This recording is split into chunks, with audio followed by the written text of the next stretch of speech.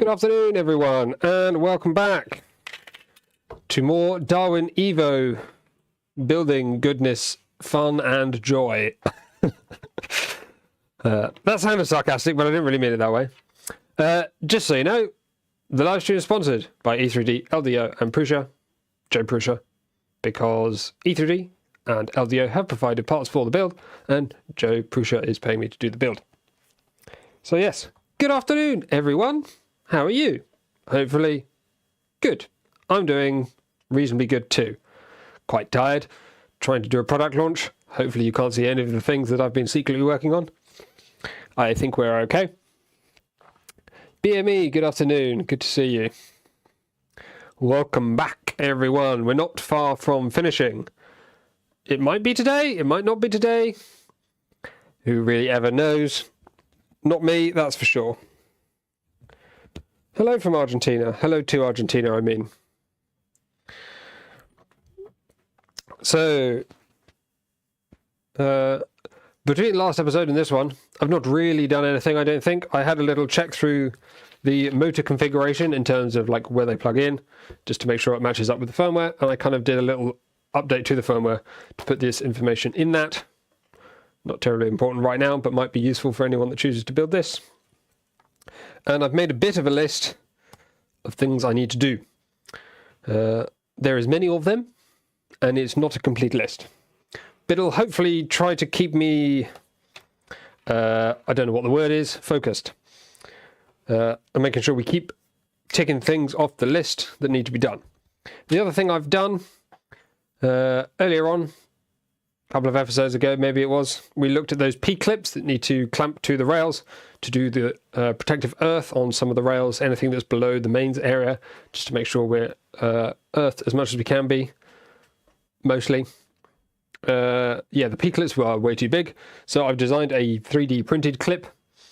The idea is the thing goes in here.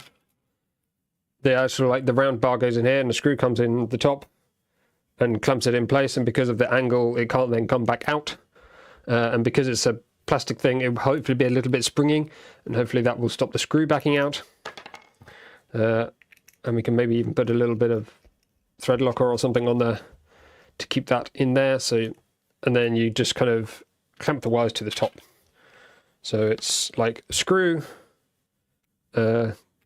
connections, wire connections, and then the nut will clamp to the top of the screw, and the screw turns into here to clamp against the rod. That's the basic plan. Hopefully all doing okay today. 1 week till I leave for Rocky Mountain RepRap Festival. Woohoo! Party time!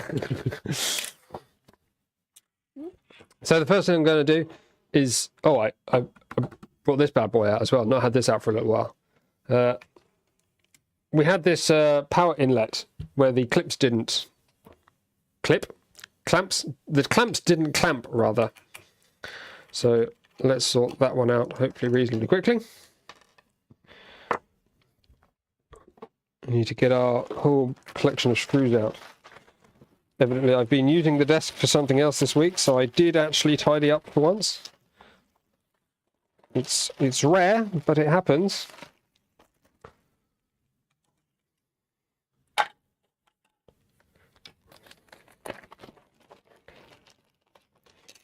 There shouldn't be too much mechanical stuff left, really. No big things, just a few little things.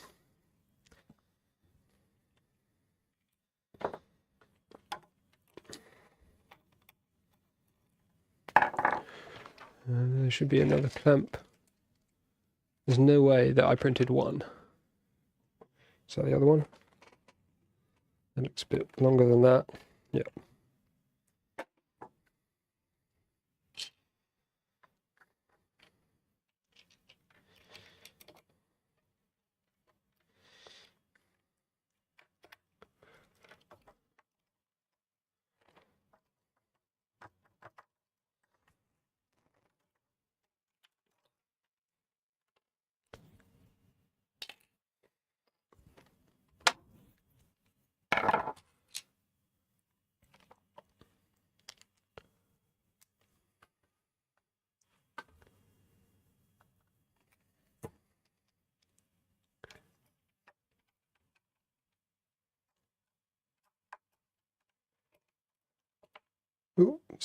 Come on.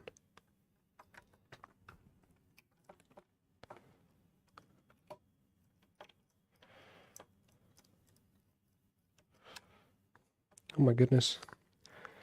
The screw is not going into where it needs to be. There we go. Oh, typical timing, isn't it? Delivery. Oh, it seems to be this time every single week.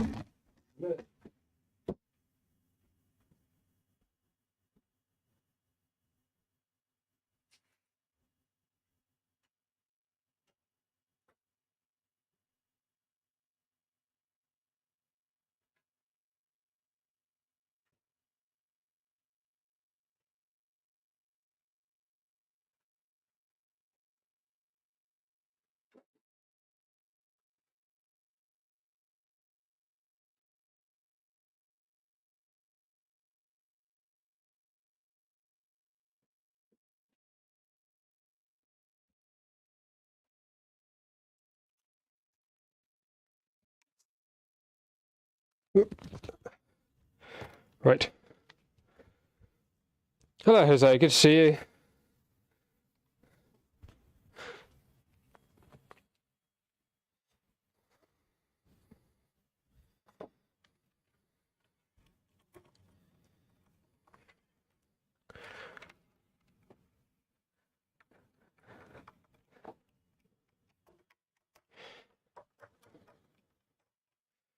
Right. That's one job we can tick off the list there. That should now be nice and sturdy. Yes. Tick in the box. Where is it? Power inlet clamps. Done. Hi, Steve. I'm doing good, thank you. How are you?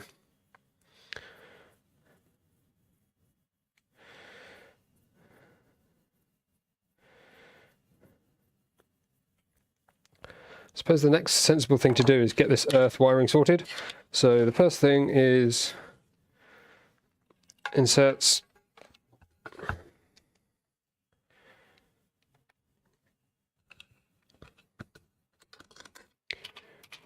We've got a bunch of M5 inserts and we need a bunch of these. I think it's 6, but I've printed a couple extra. Because there's one for each of the smooth rods and then the 2 diagonals, and they then connect via wires to the other bits, so that should be all we need.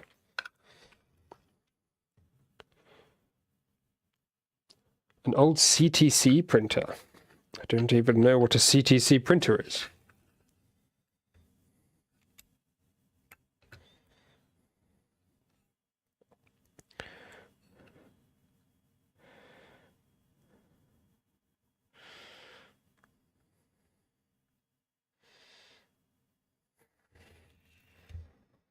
There we go. So that's one. Got one from before.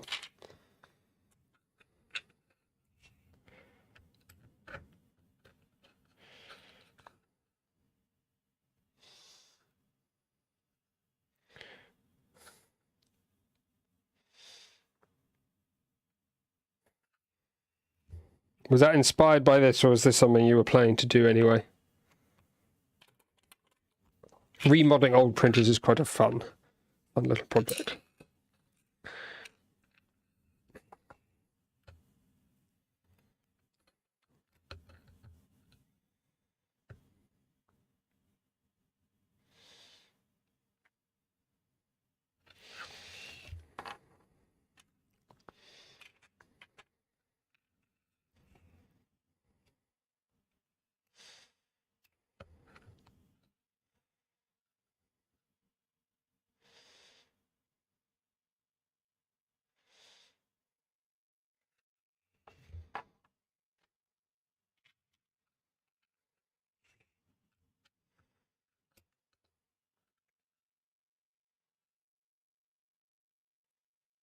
If I've printed these with enough density to be nice and strong. I'm just looking at it now, and I think I can see some light coming through, so it might not be quite as dense as I hoped. But that's 6 of those.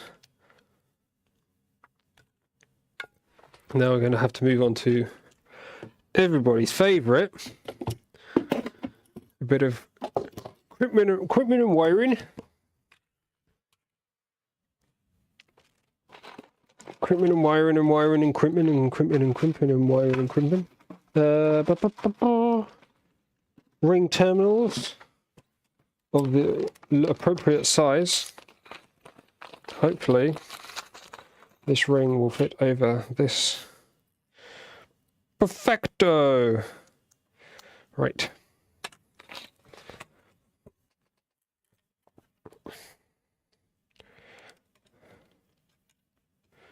So this one,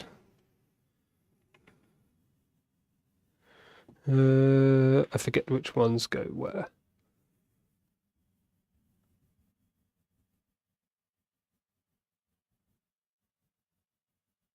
Oh, did we do? I think I could have done. Oh, you. Just having a quick inspection. Yes, there should be a ring terminal down on that, which I has not done. Okay.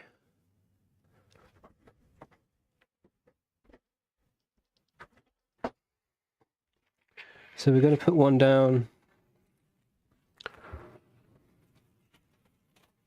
We'll start on this corner, it's the most open.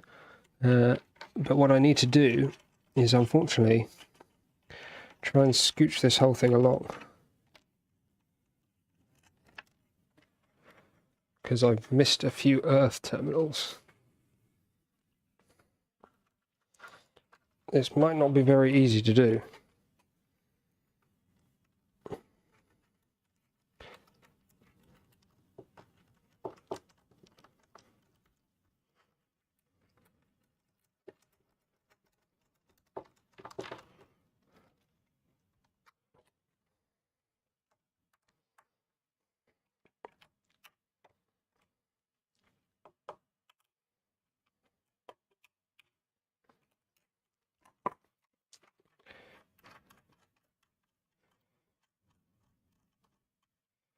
Nice thing about this, I suppose, is I can put these washers down right next to the thing.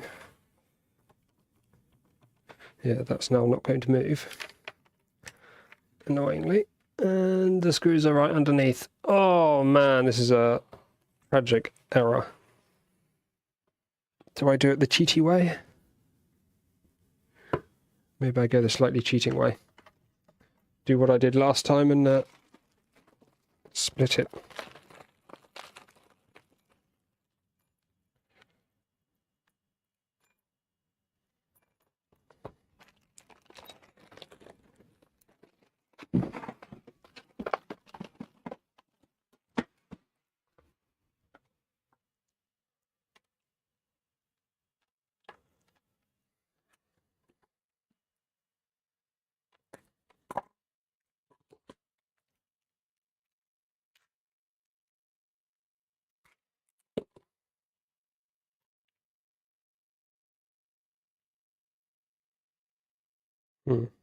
Did that bit long? That's all right.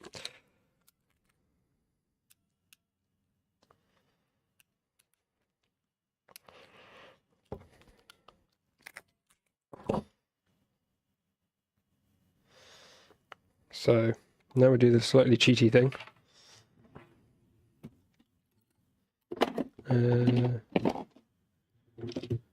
With this.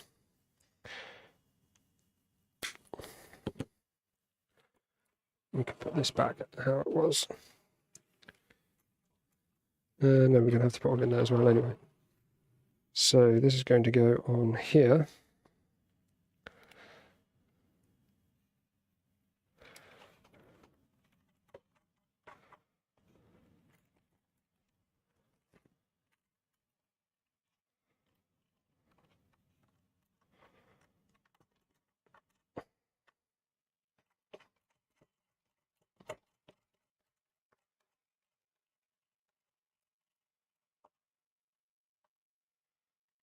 We now have, that's right, 3 wires to connect up. So each of these now needs one of these, a small one. What did I do with the bag of them?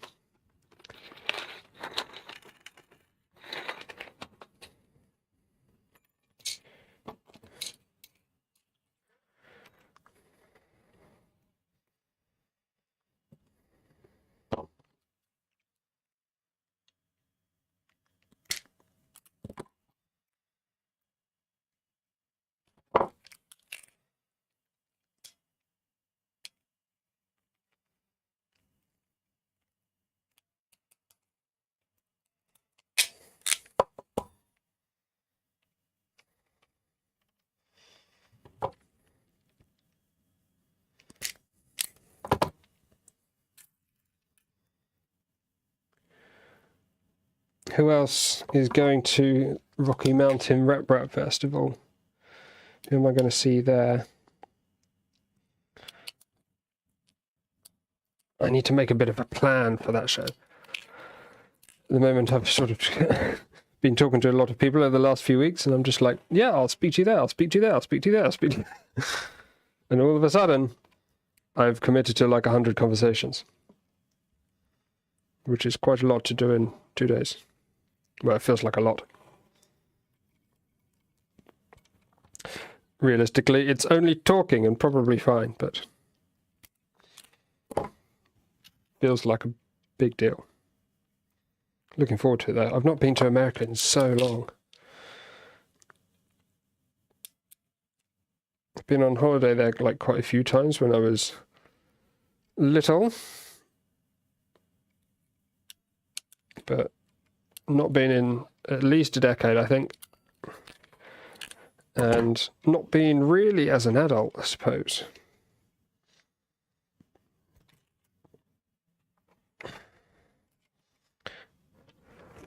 So I'm going to slide these 3 connections onto here, and then stick a what's over the top. No.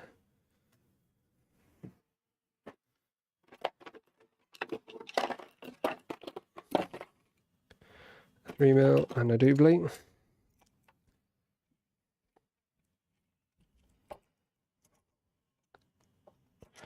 We don't want to fully tighten it yet because we need to, the screw needs to rotate in order to make the connection.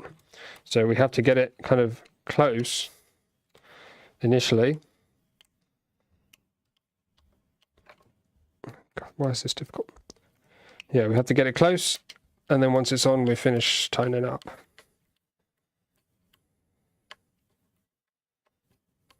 So that's tight.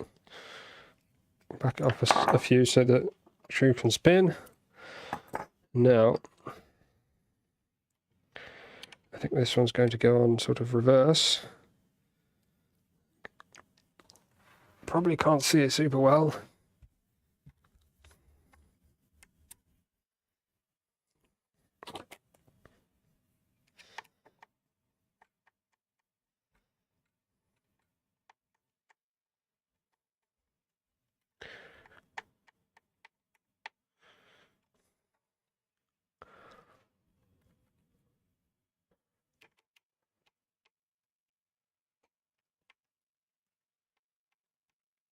Is it perfect? Probably not. But will it work?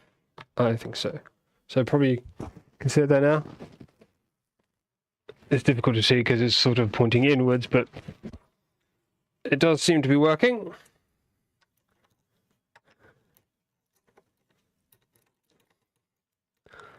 Now we just have to tighten this nylock nut to make sure we get a consistent connection.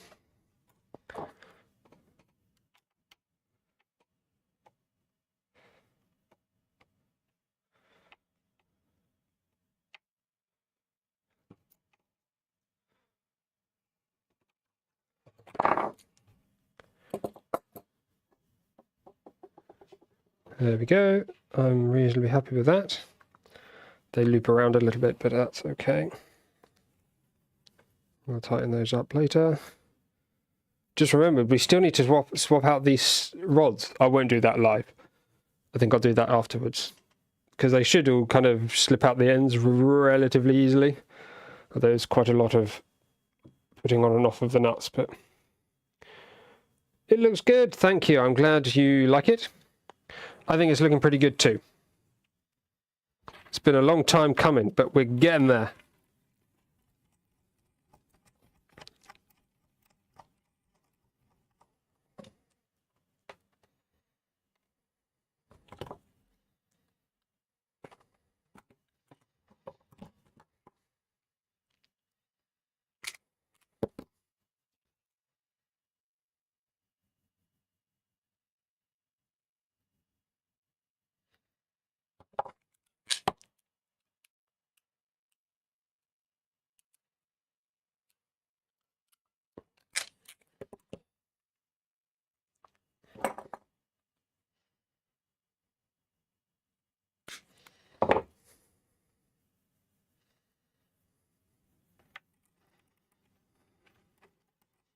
No.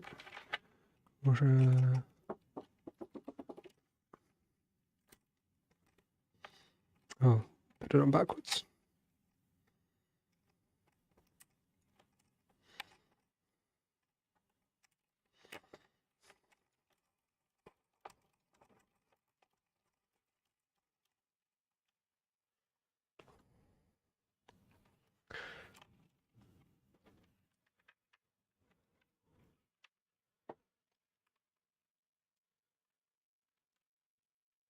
This one's going to go, I think, in this corner. No, it has to go over here, because we've already done one on that rod. That needs to come out the other side, really.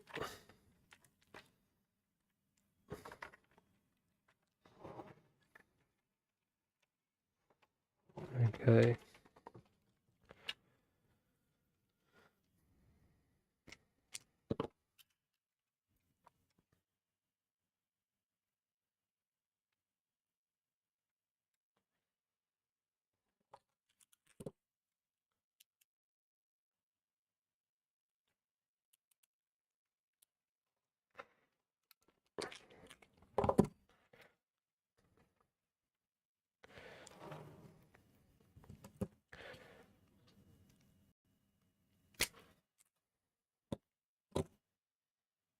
That looks a bit short. Can we take a tiny bit more off?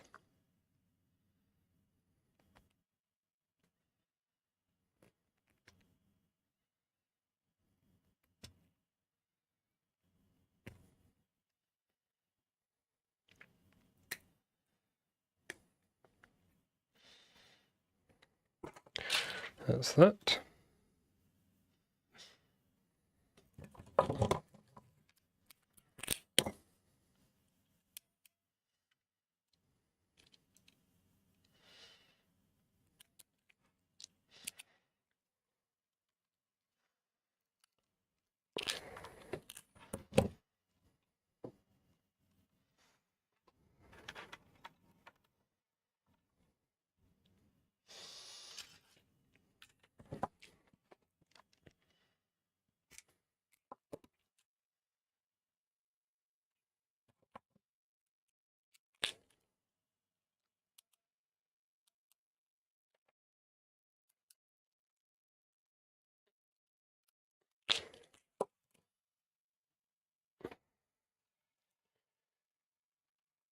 The absolute chaos of wiring on this makes it difficult at the moment, but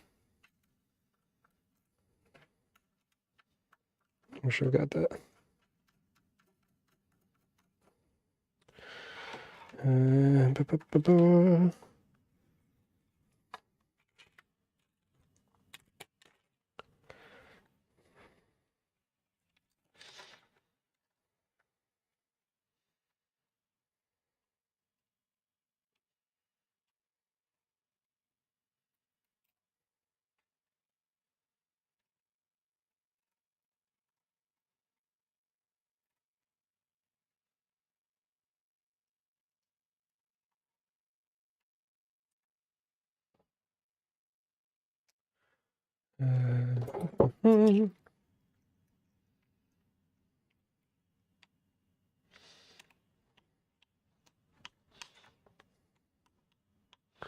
My N3 nozzle broke and I ordered 0.5 nozzle.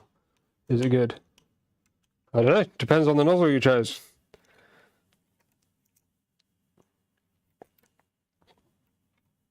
I don't think I've ever used a 0.5mm nozzle, but there's no reason why not. Like, any size nozzle within reason can be good. Depends on what you want it for and what you're printing, all this kind of stuff, really.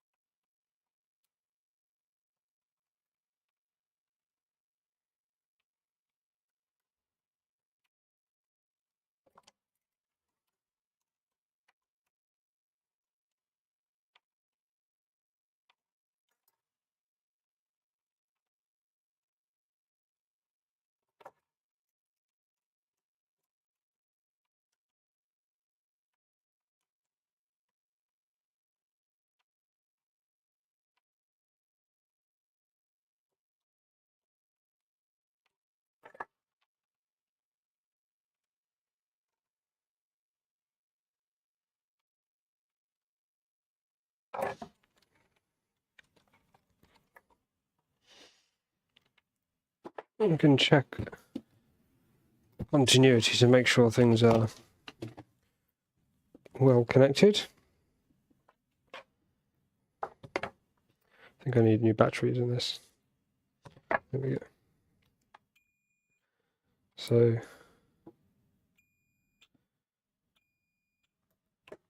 yeah, we've not been over here yet, so that one won't be. But over here should be. But not the front. That one is. That one is. That all is. That is. Cool, cool, cool, cool, cool, cool, cool. Nice.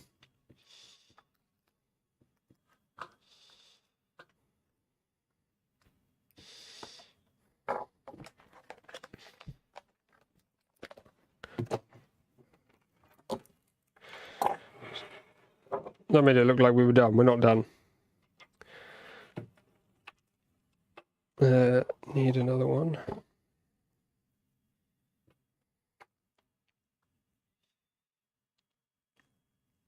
Oh dear, I've lost chat. Chat had disconnected. Hopefully the stream doesn't disconnect.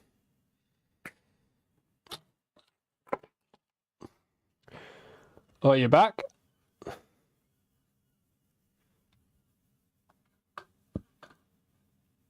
It's just decided to sign me out of YouTube halfway through streaming. That's amazing.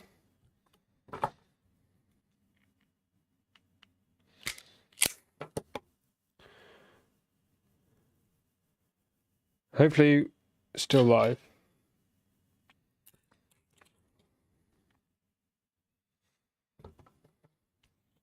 Still here. Good, good, good. Yeah, it seemed like the internet connection was fine. It just signed me out of YouTube completely. So I couldn't view comments.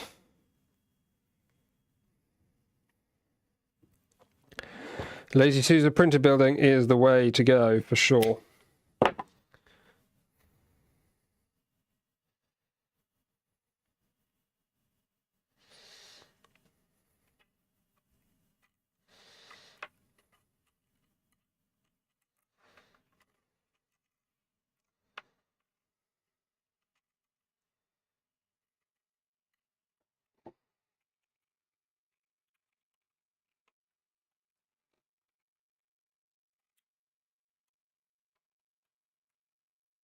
Oh, I've put that on the wrong way around. Very easy to do. Come on. Get out. I wanted to end up there, so we put it there and like this.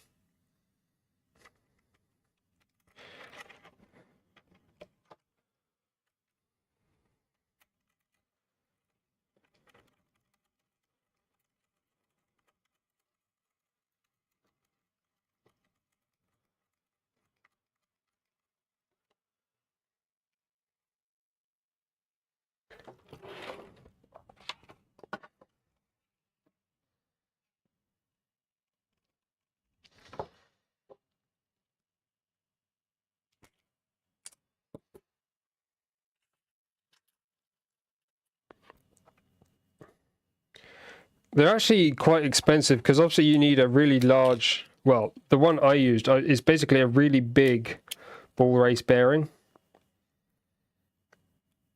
It's a really cheap one, but at that size it was still like £50 or something. But it seems to work all right for this. There's probably better ways to do it. Maybe you could use little ball race bearings like skateboard bearings and just have them go around in a circle or something. Many ways to do it, but this was like the simplest solution. It was get a big bearing, get a circle piece of wood, screw the two together, job done. I added some spaces that are printed and half of them are fallen out, but anyway, the point is it works. This.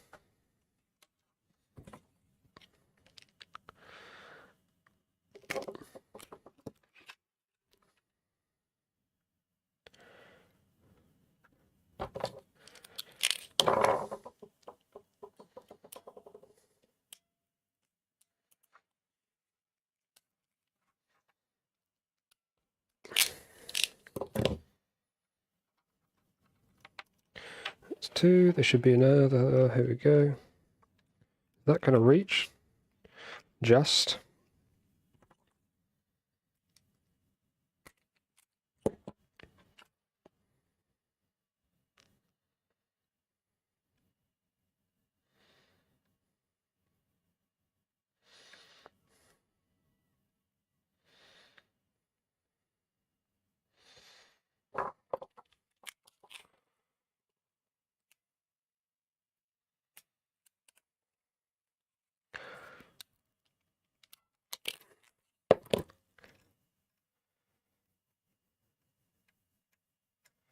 There we go. Now this corner here, we put this on here. One of these, one of these, one of these. This on here, this on here.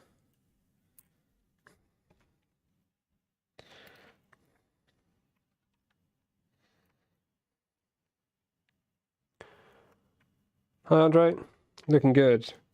Me or the printer? The printer's really coming along.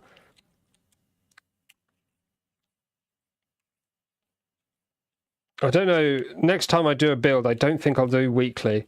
I thought it'd be a really good idea for like consistency, you know, like having a stream the same day every week. But it just takes so long. Like we started this build months ago, didn't we?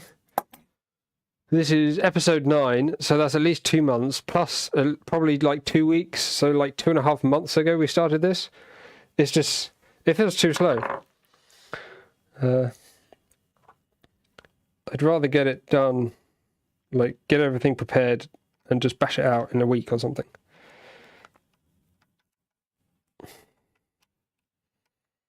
Just do live streams every day for a week and then get it done.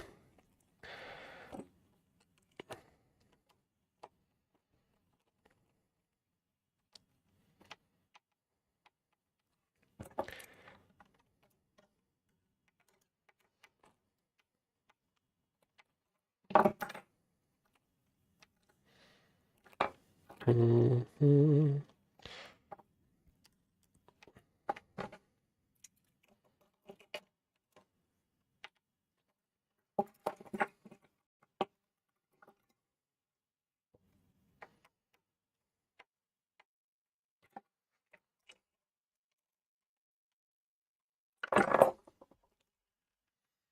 Right, that connects onto there. This one and this one.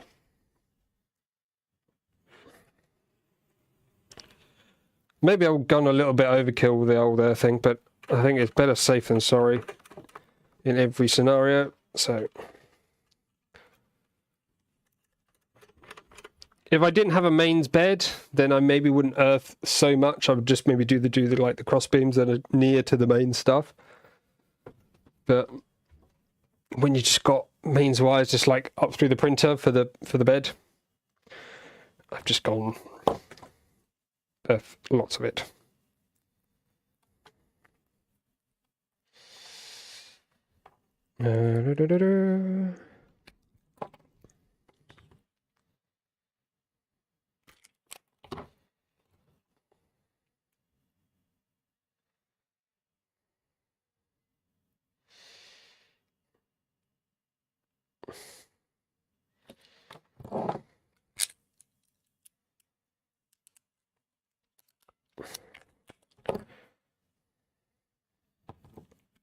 Who wants to make any guesses as to how far we get today?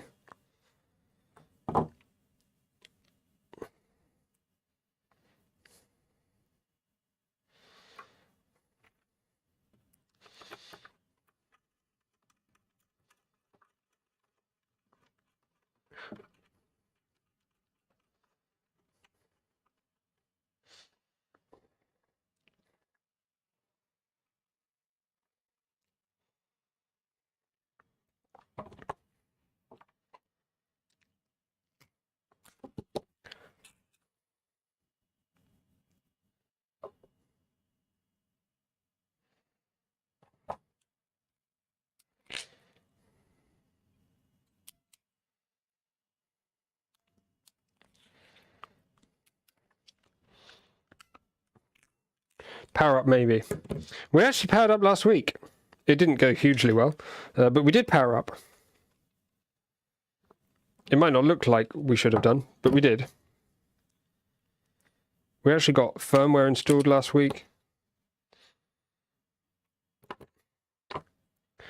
Got quite a lot.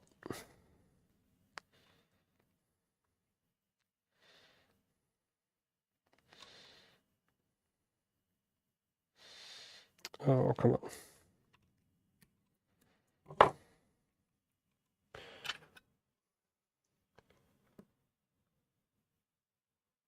Bamboo. LEO 2.4 or Bamboo 1 with AMS? What do you mean Bamboo 1? And what are you going to use it for?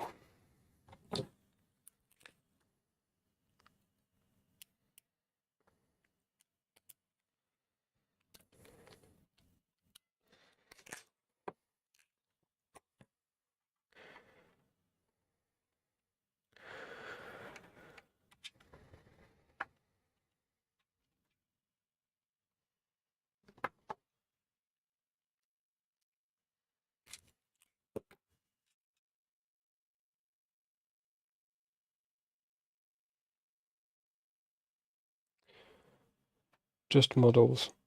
I'm not sure quite what you mean. Are you planning to use PLA, ABS, PETG? Like what material are you going for? And what do you want regards multicolor? Because really, if you want multicolor, the 2.4 is not a great solution in my opinion. ERCF, the multi-material Voron sort of system, is not ideal, I don't think. I've not seen many functioning systems. So I'm not saying it's impossible or that it's bad, but it's certainly not any sort of plug-and-play system. Even finding out what printed parts you need is a bit of a job. PLA and PETG. In which case I'd probably go for... I probably wouldn't bother with a 2.4 for that. And I think a Trident is cheaper than a 2.4. So if you want to go and build it yourself, then maybe a Trident. And maybe just don't put the panels and stuff on because you want plenty of cooling for those materials. Or a P1P. P1AP, P1S, whichever one. You know the one. Whichever the black one is that has the stuff. One of those ones. I wouldn't bother with X1 carbon for PLA or PETG.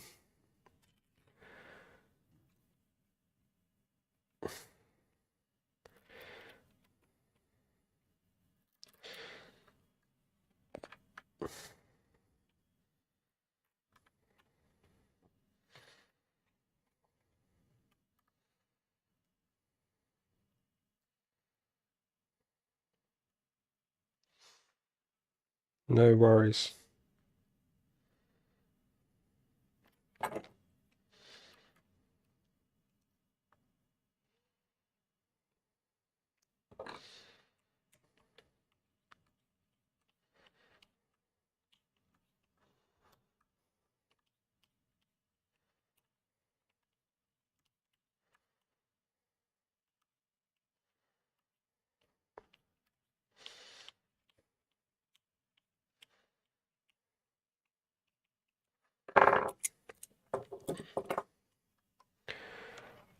Right, hopefully we can get this in here, that on there, screw this in, and we're looking pretty good on the earth front.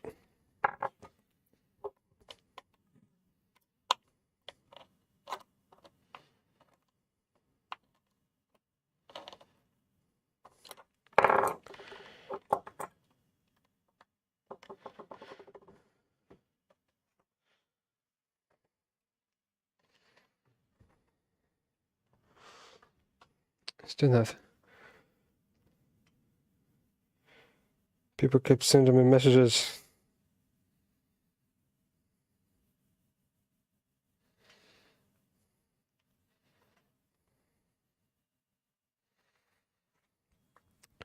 Right. So, where's our list buried under here? Earth connections. Well, let's do a quick test, shall we, first? Make sure it's all as we expect, and then we'll tick it off the list.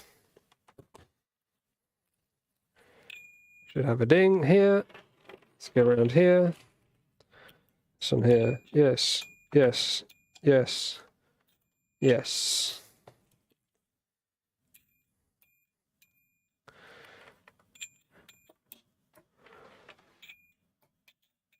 Yeah, good. Yeah, we'd already done that and that. Cool. That's our earth connections done.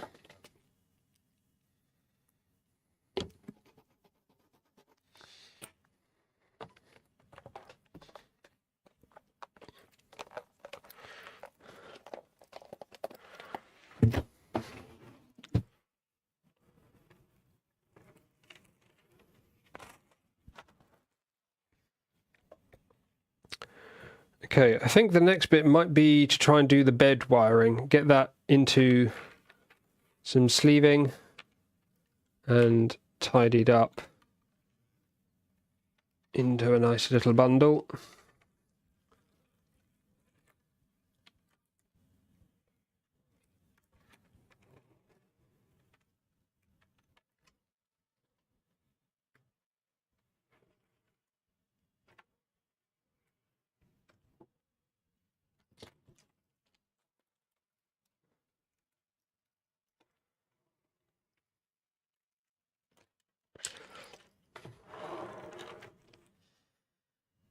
Annoyingly, this is the best probably orientation to do it, and it just puts the electronics right in the way so you can't see anything.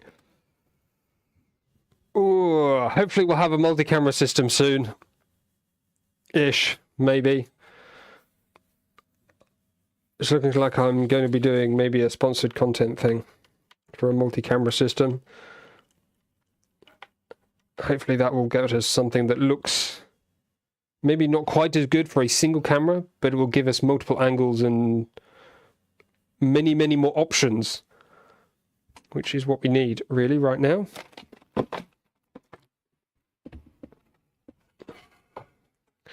Because a stream that you can't see ain't that useful. Right. I don't want the... I've only got... Oh, no, that's skinny. That's medium. That's fat. We'll go for fat one.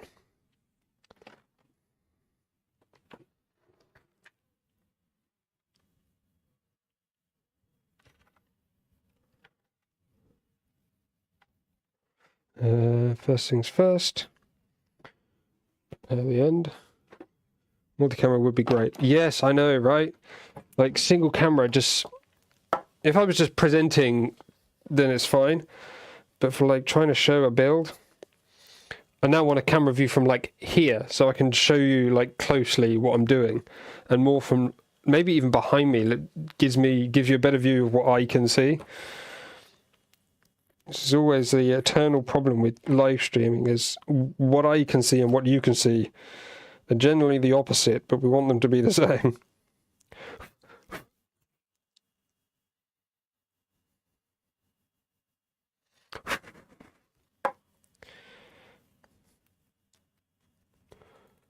Hello, Nuno.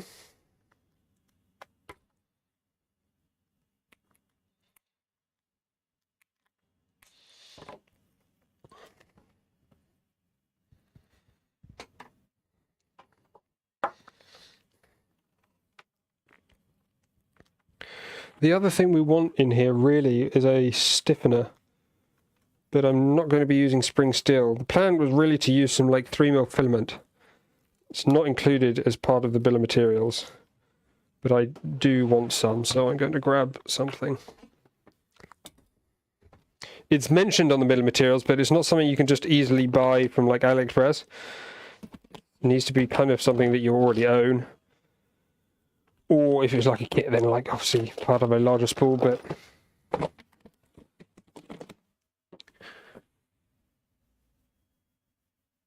oh dear. Do I have what I need?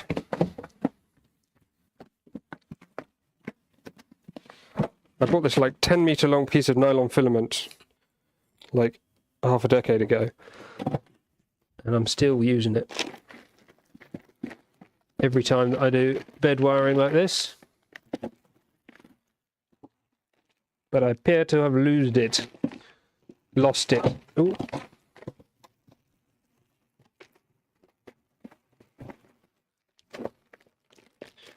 Yeah. Don't know where that's gone.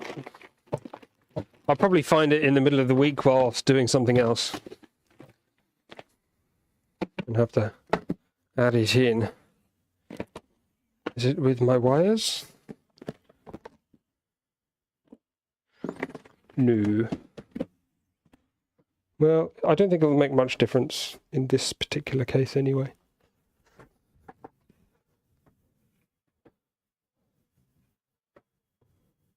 The Trident is a bit dearer. I thought the Trident was cheaper. Oh no, that's what makes the maybe 2. I forget which one's more popular. One of them's more popular, and I think the theory was that it was cheaper, but I seem to have understood that the wrong way around.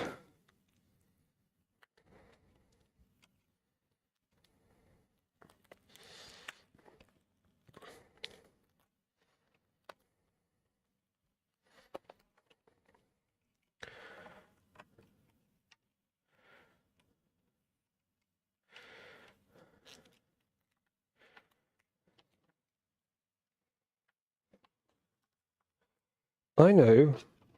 What if we do... Didn't somebody... I think I saw this on like TikTok or something.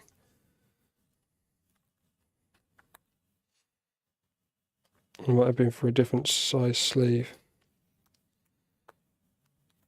No, it's not going to work for this one, I don't think.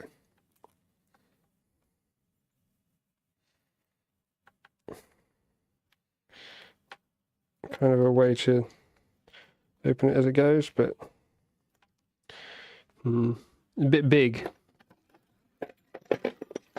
Oh, this is smaller, this might work.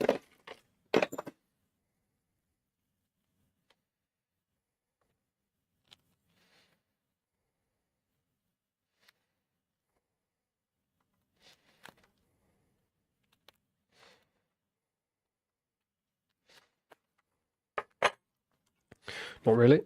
Let's unplug this, make sure we're definitely...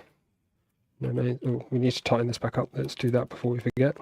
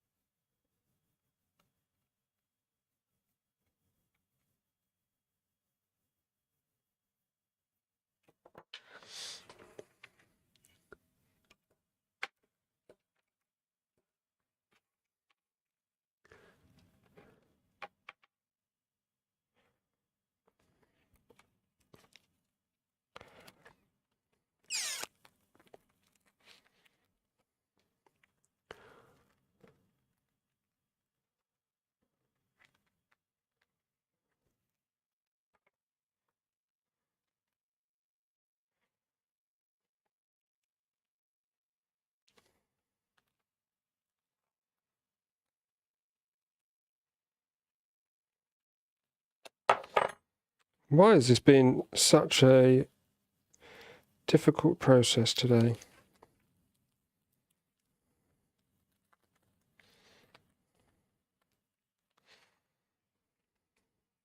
Sometimes it just goes easily, and sometimes it just doesn't.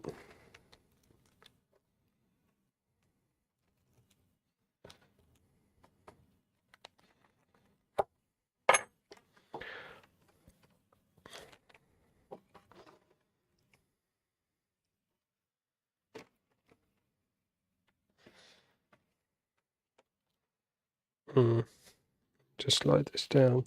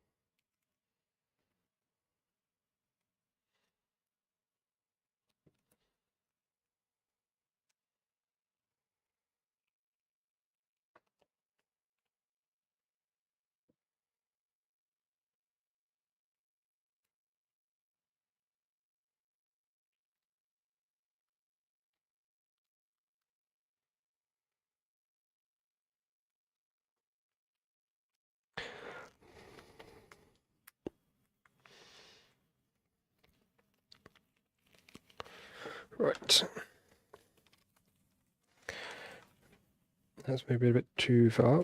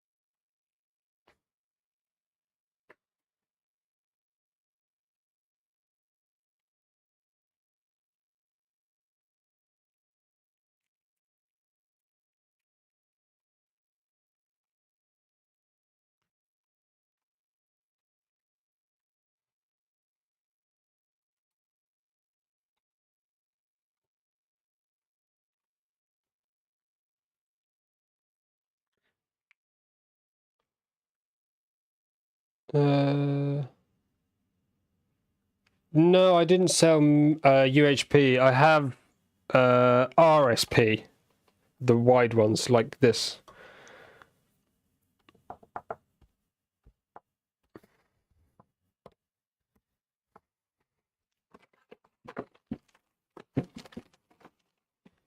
I could look at getting some UHP.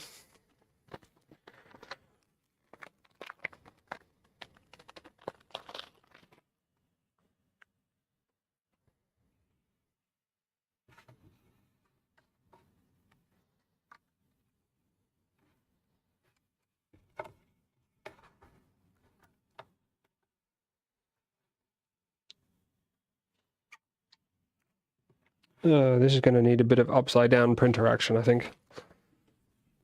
There's just not room.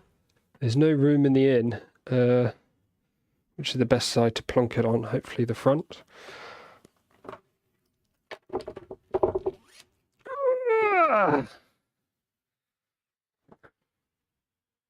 Hopefully that's on some semi-stable footing. Right.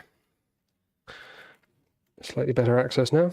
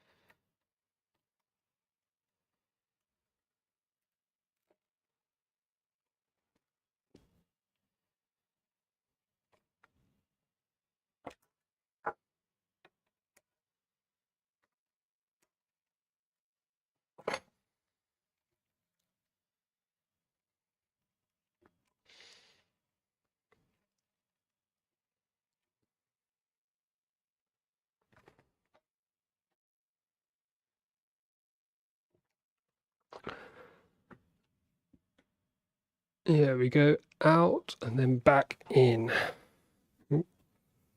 So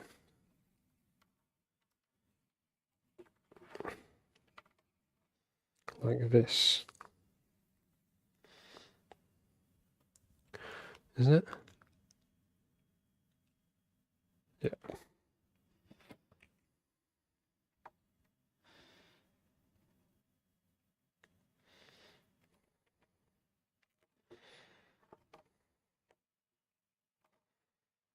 Seems a bit weird at first. Again, you probably can't see, can you? Doing it all the wrong way around. So I'm just getting this wire in here. So it comes out and past and then back, and then it goes up over here. It's a bit weird, but it gives you the best results in terms of making sure the wire doesn't go in the wrong place. Look at this monstrosity. Is that a good thing or a bad thing? I don't have people say bad things about my lovely Darwin Evo.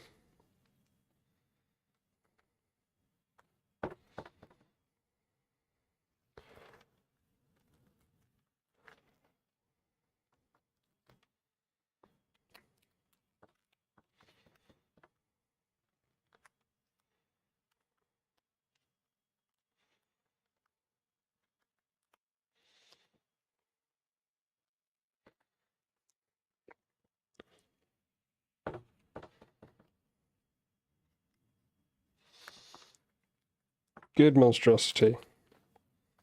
That's a relief.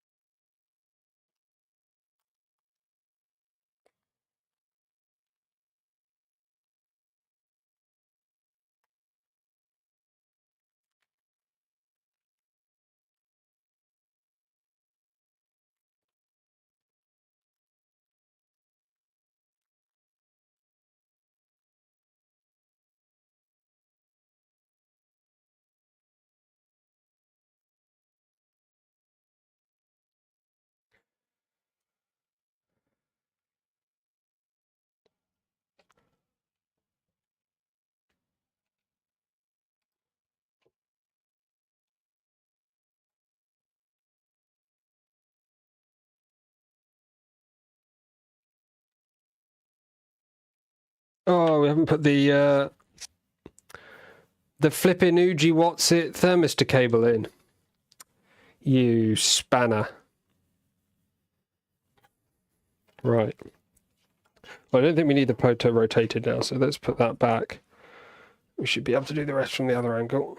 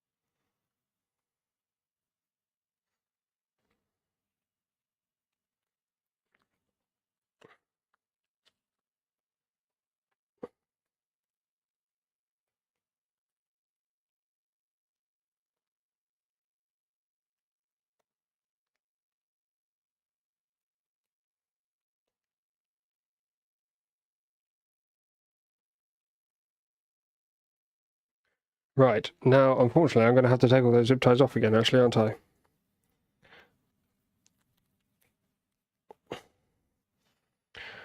Oh, dipstick. It's funny because I was thinking about it as I was doing it, like, I need to make sure I put the thermistor cable in before I zip tie it. And then I zip tied it and forgot about the thermistor cable. Trouble is, the thermistor cable has to come from here, and we need to get this length right first. So maybe we just leave that for now and come back to it in a minute. As we have other low voltage stuff we need to do.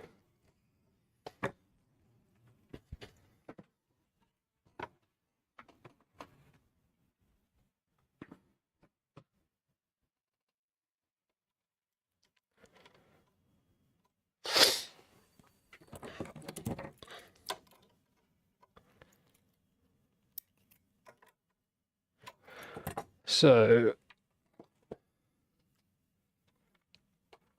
we can get this in some sleeve. We definitely need more of this. It's definitely not enough, but I think I mentioned that on the bomb last time.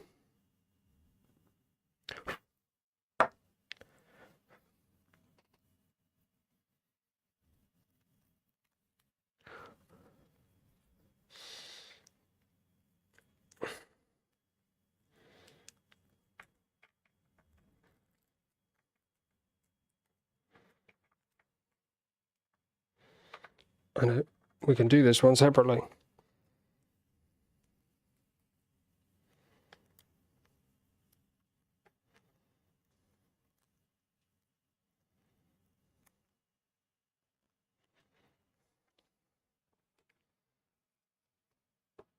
Nope, that made it worse. There's got to be a good strategy to get this thing to go in, isn't there?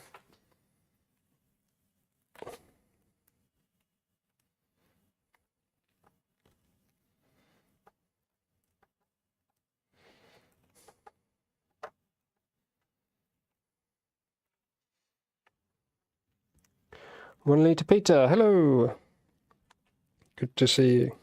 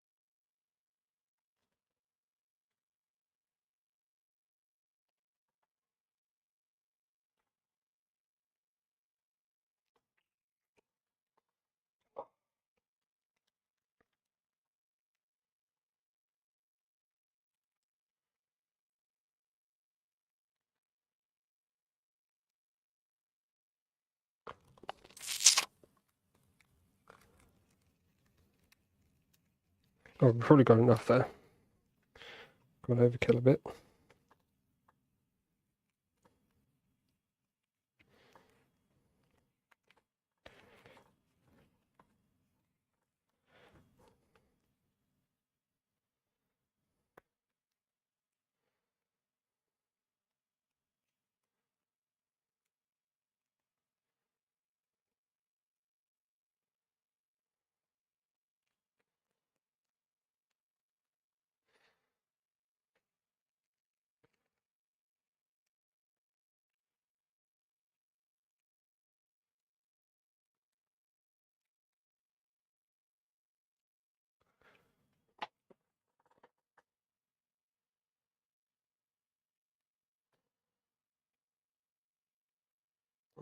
That should have tightened it up. It doesn't seem to always work very well.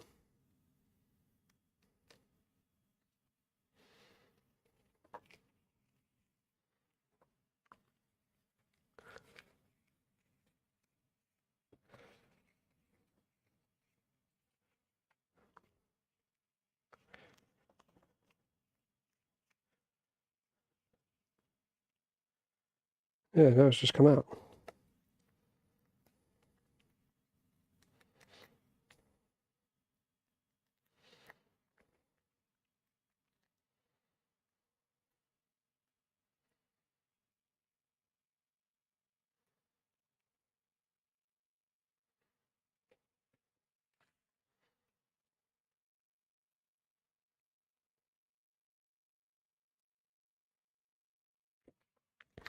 Right. That twisting did absolutely nothing. In fact, it made it worse. The inside of the sleeve is just like getting caught on itself and not wrapping around the cables properly.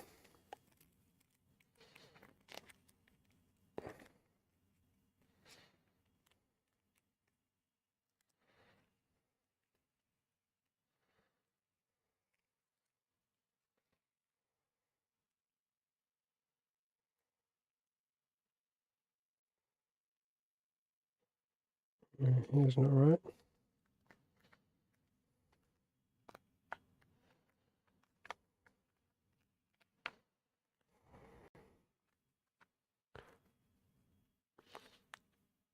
Here's my giant laziest Susans. The laziest of all Susans.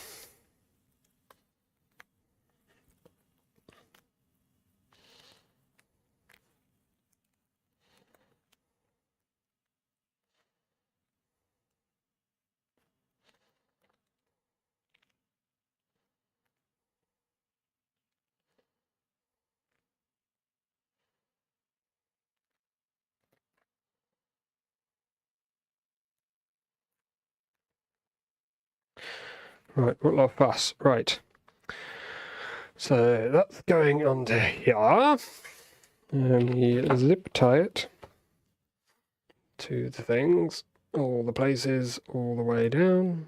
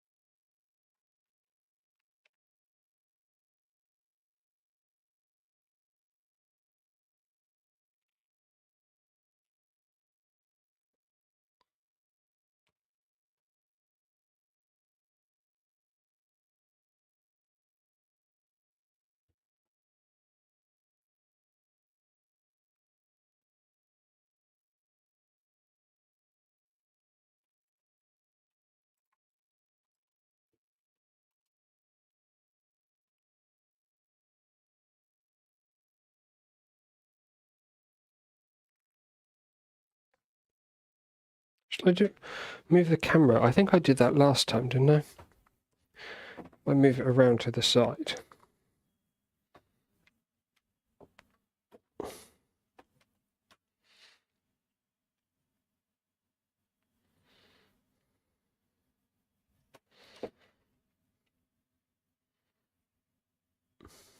Oh, at the moment you see the wrong thing.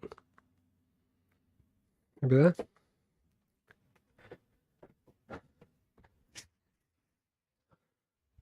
Gonna sneeze. I know. No, it's gone. Ooh.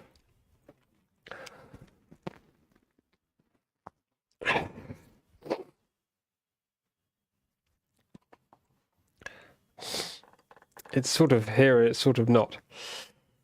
Two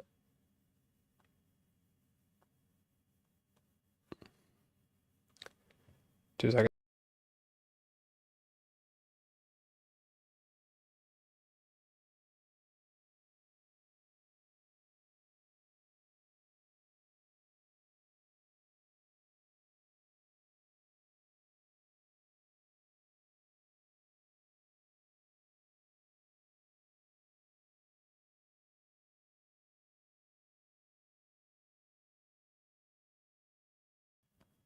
Righty-ho. Oh, didn't I get some water? Yes.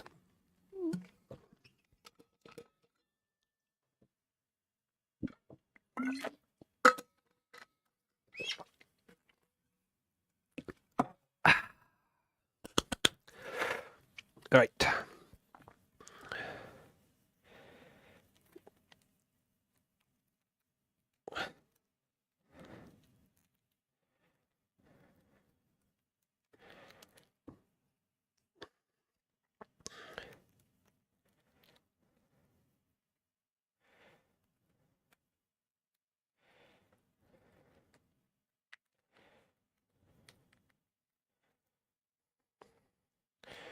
Yeah, there's just like enough for one piece of this. We're going to need quite a lot more.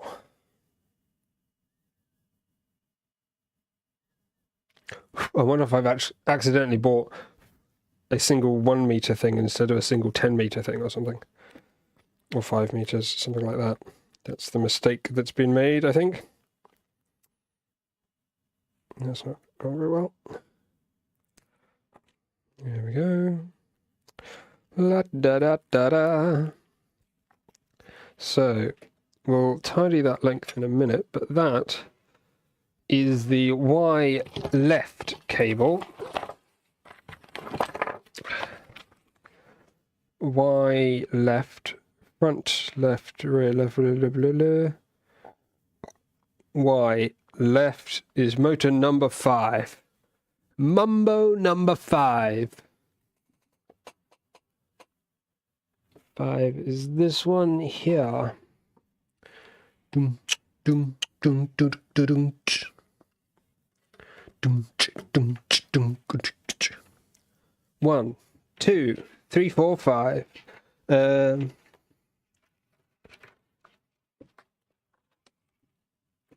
Oh, come on. What's going on here?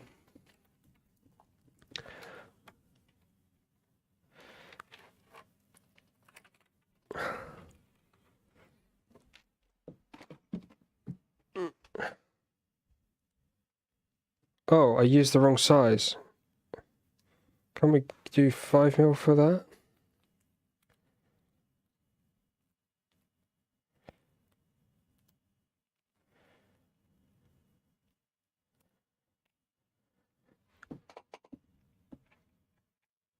I think the 5mm one's too skinny.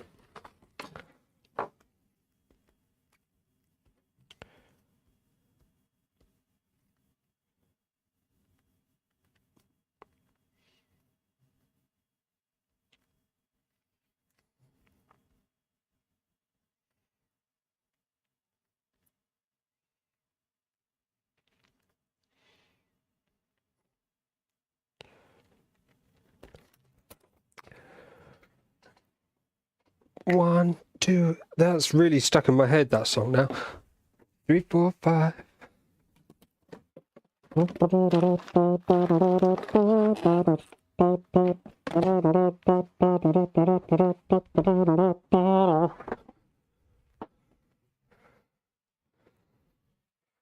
Right.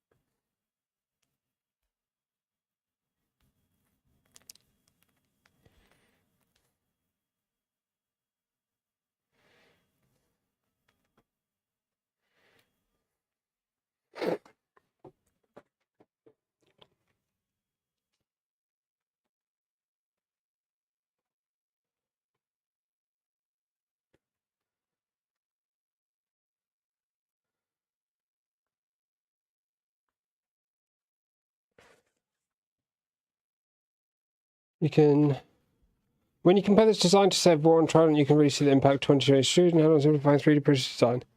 I'd say to a point. I mean, you've got to bear in mind that there's additional cross bracing on this, which you don't really have on a Voron, and if anything, that's replaced by a panel rather than extrusion. If you take away the cross bracing, you're left with pretty much the same number of parts. It's just the edges of a cube. So I don't know if you really save that much.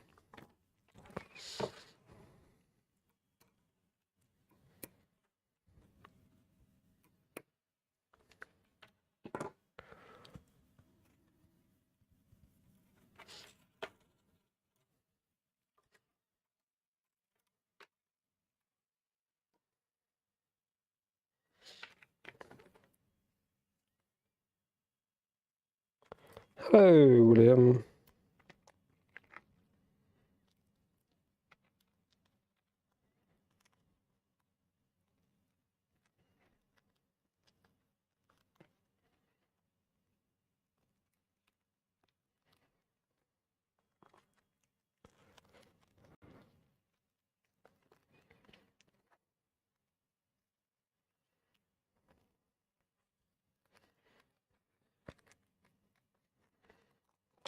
Oopsie daisy.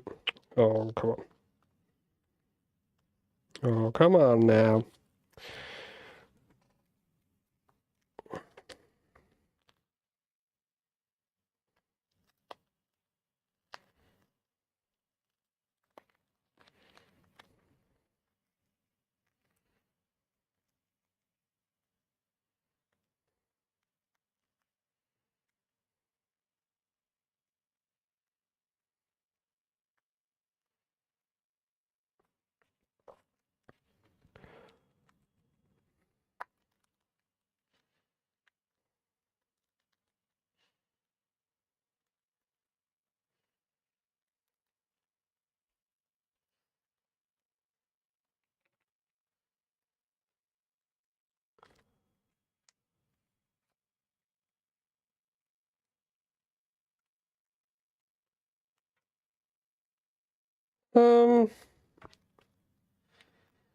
I don't know. I mean, I'm not saying extrusion is bad, but like, it's very easy to 3D print a bracket and stick it on some extrusion, on some threaded rod.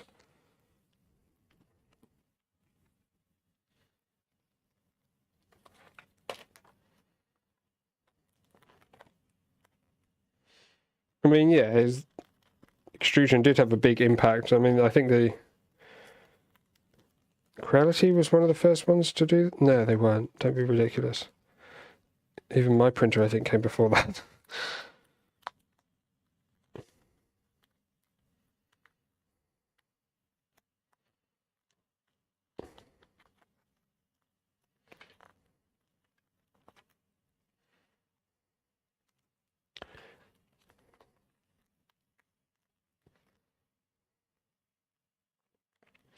Don't know who the first one to do an extrusion-based printer was, but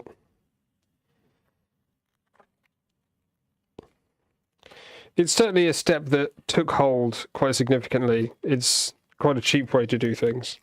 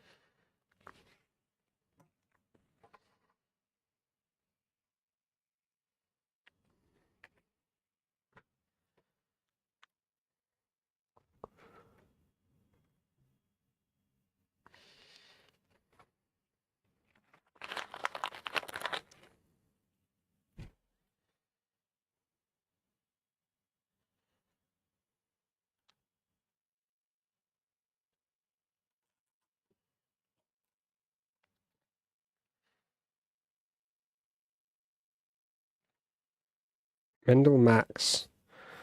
Don't know if I remember that. Might have been a bit before my time.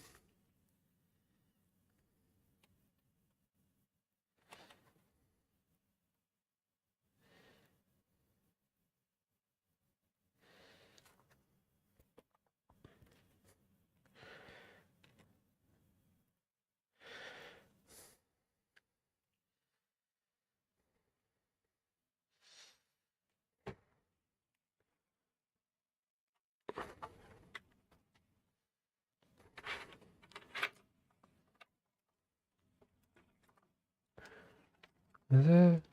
Yeah, that might just probably doesn't need one.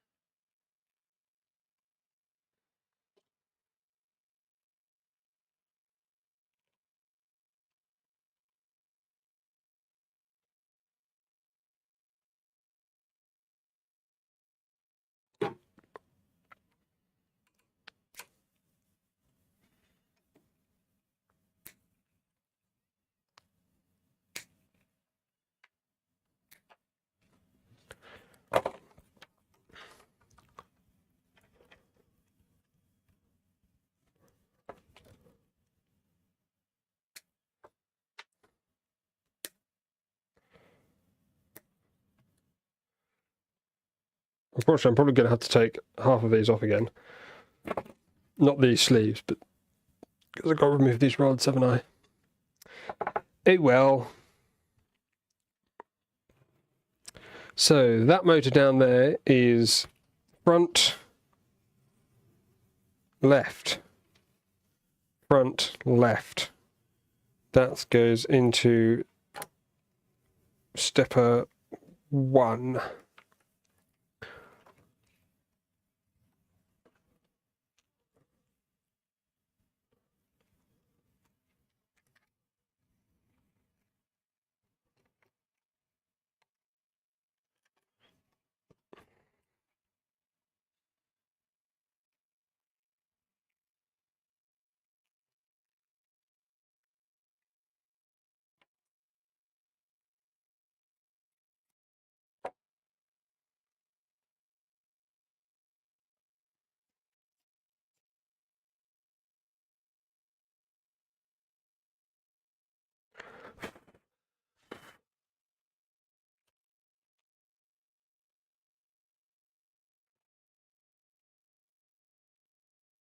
My first printer was also a solid doodle too.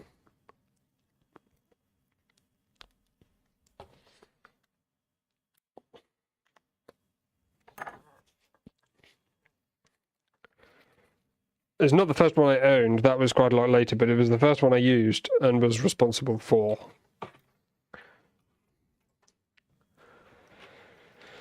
What's this one?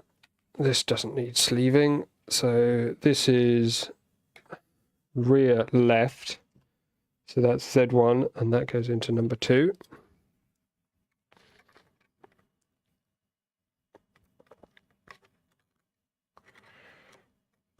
There we go.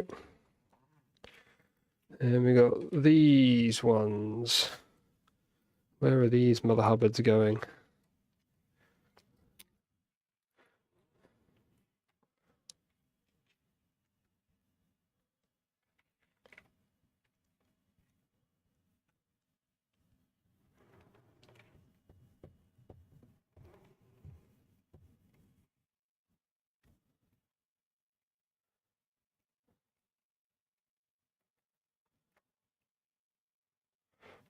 So this is right-hand side rear, so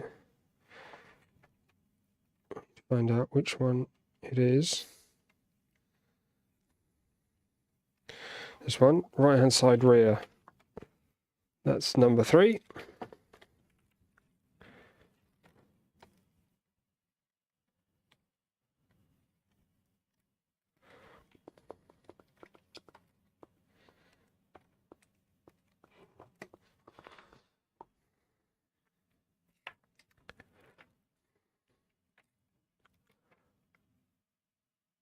One of these is the Y.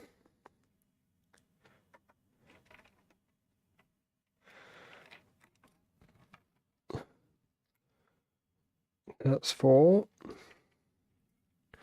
So which one's? Yeah. So there's a 3A and a 3B, which I think is set up for dual Z. So as you count along, you have to make sure you count 1, 2, 3A, 3B, 4, 5, 6, 7, 8, 9, 10.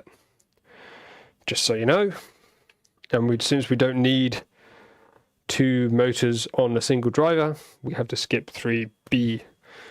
3B connection is obviously the same as 3A connection in terms of output. This is then front right, and that's on numero 7. 4, 5, 6, 7.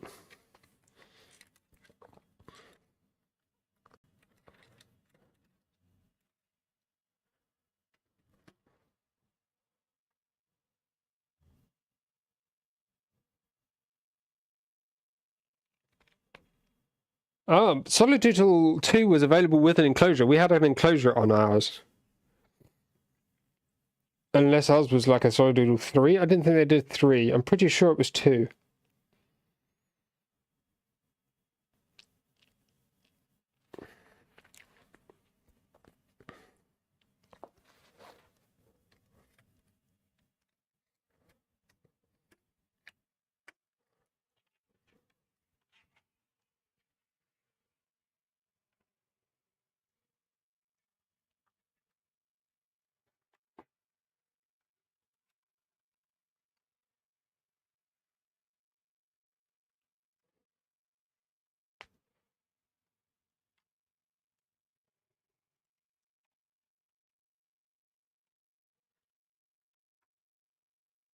This wire looks very long for what it is. What do we need to do? Thermistor. So this needs to be routed. Let's find the routing of the routed wire. So first we stick it in thermistor B. And then I'm just going to start zip tying it to stuff.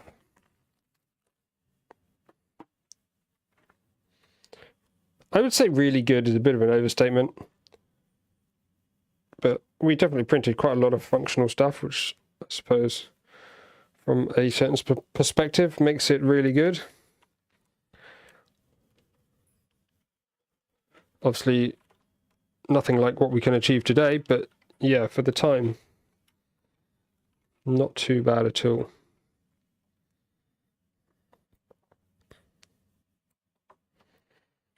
I think ours was like $2,500 to $3,000 or something. Which today it would probably be like 250. Although it was a lot of steel structure, I suppose, so maybe more than that.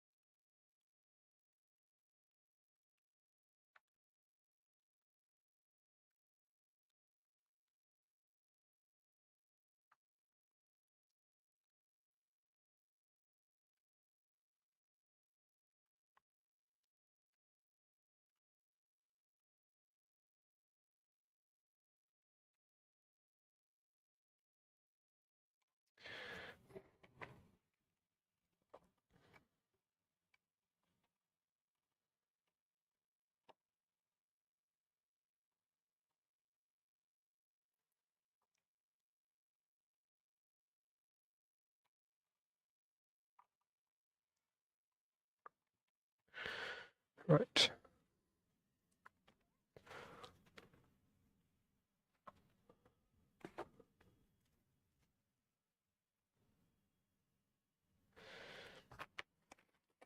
CR10 was quite a long time after Solidoodle. Maybe ours was a Solidoodle 1. It was a long time before CR10 came after we acquired the Solidoodle, that's for sure. Reality didn't start. I mean, they're just having their 10th anniversary, aren't they? So they started as a company in 2014. We had a Solidoodle in 2012.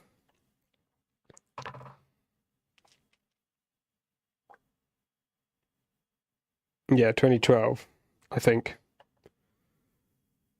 Yes, it would have to be.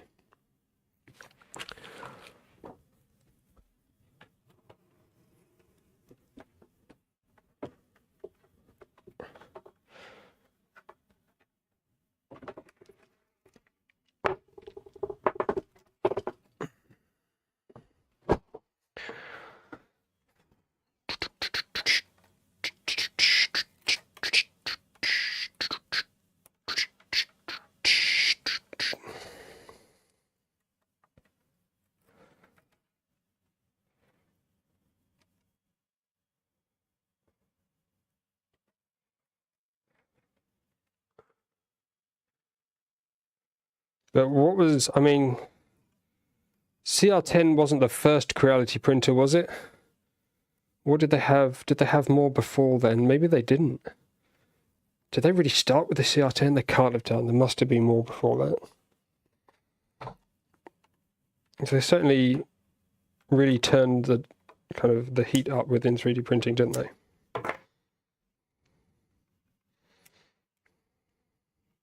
If you'll pardon the pun. Not intended.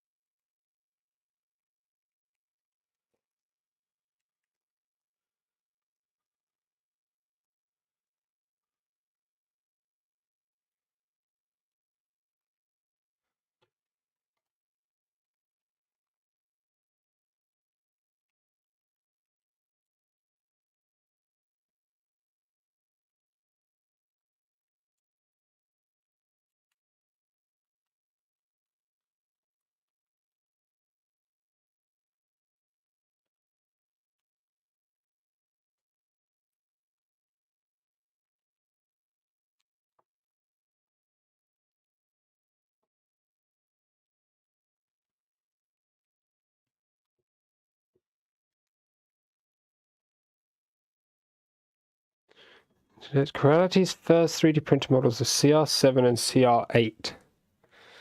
Yeah, I mean, I don't think I recognize those at all.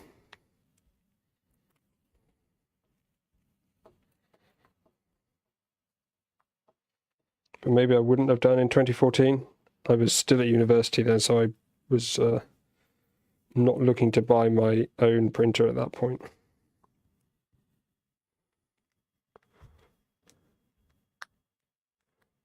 Oh, Clipper's way more recent. Clipper is still changing, still the game changer. People are still working it out.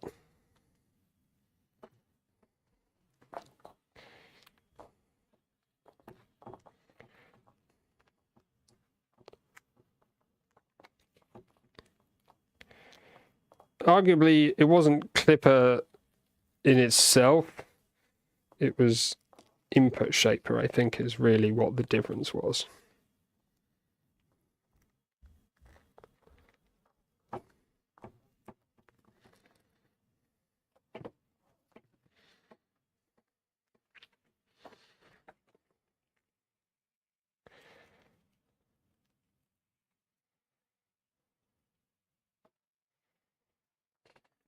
It took me quite a while to get on board with Clipper, just because I'd been using Marlin for so long. As I was used to it. I knew how it worked. And there was a lot of new technical jargon and stuff with Clipper that I was just like, just seems unnecessary and too much and overkill and all this kind of stuff. But eventually came round and never really looked back. There was I had a brief RepRap firmware period in there between sort of Marlin and Clipper, I think. And I mean, RepRap firmware is still a strong firmware. I just find the configuration of it and troubleshooting it a lot more difficult than Clipper. Like the layout and stuff is all similar, and the fact that you don't have to like recompile and all this kind of stuff, absolutely brilliant. But because it's all written in G code, it's all just letters and numbers. And I'm assuming it's not changed since I last looked. Maybe they've added more helpful stuff in the kind of firmware file, I don't know. But it's been a few years since I've done it, and it's fine when it works, but when it doesn't, it just takes a long time to troubleshoot. Right. So we've now, how did I get that extra length? That's fine. That extra length is going there. That's fine. That's fine. You stay there.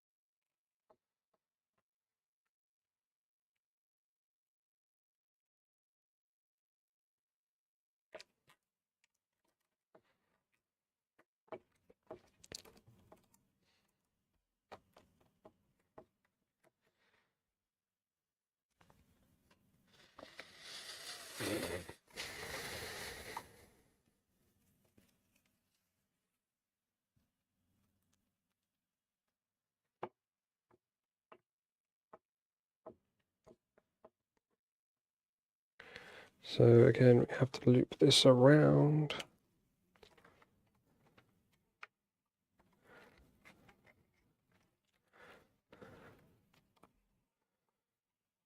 Reasonably tightly. So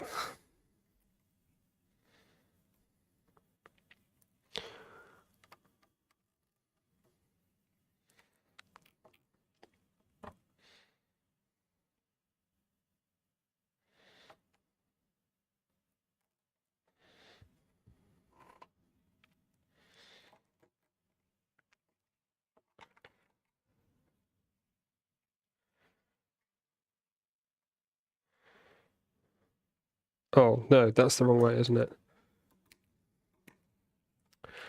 2 more wasted zip ties.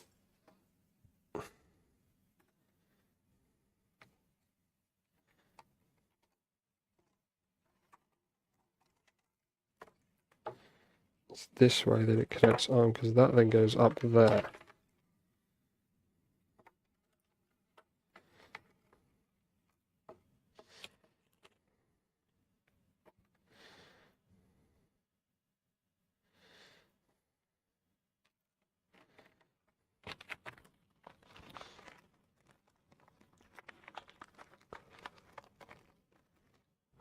Even with Clipper, most of the magic is still in the slicer.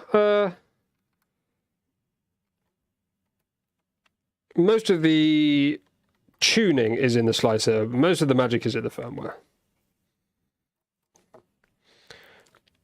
Obviously, like, the firmware won't get you good print results, but that's where the cool stuff really happens. I mean, there's lots of cool stuff in, like, getting the slicer to go to the right places and stuff, which is still undoubtedly kind of magic. But it's the firmware that makes the stuff happen.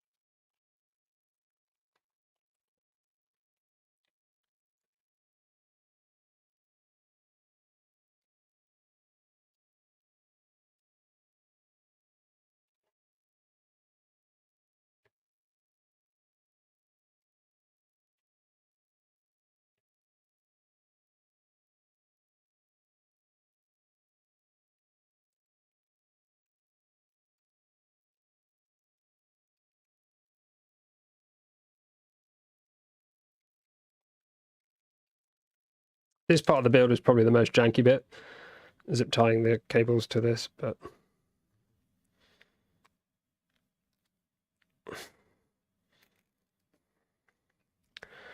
it is what it is. Sneeze what it sneeze. Sneezy teasy. Kind of want the bed in the highest possible position, ideally.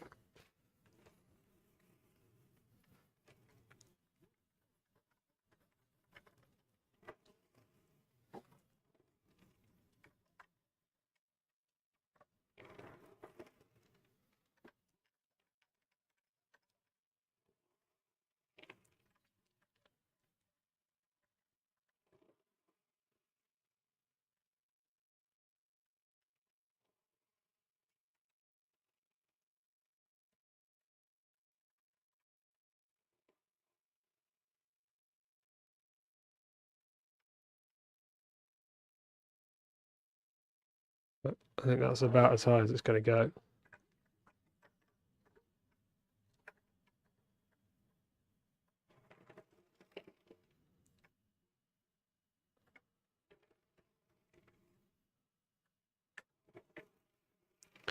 So we set the bed up, the wire up that length, which looks pretty good like that, I think. Not too long, not too short.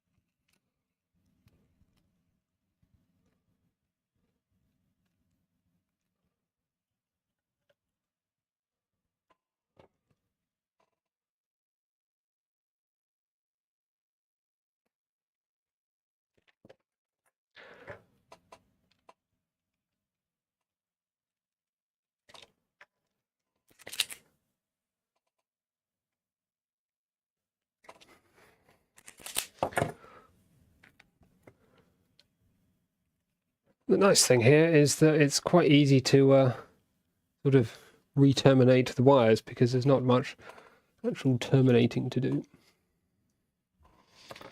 You just cut them and strip them and you're done.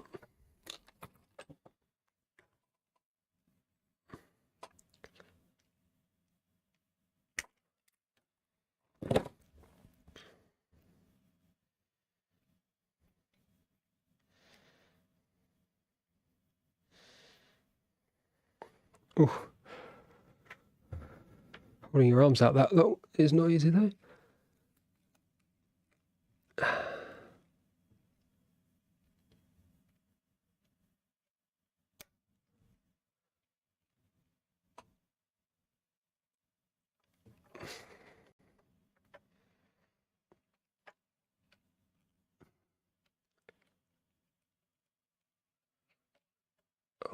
Oh no, no, no, no, no, no, no, no. You stay there. Clip.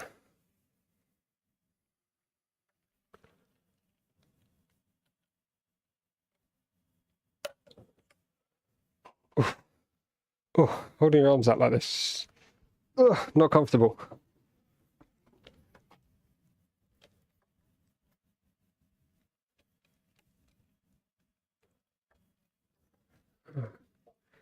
Keep hitting the edges as I try to get it in. And again, come on.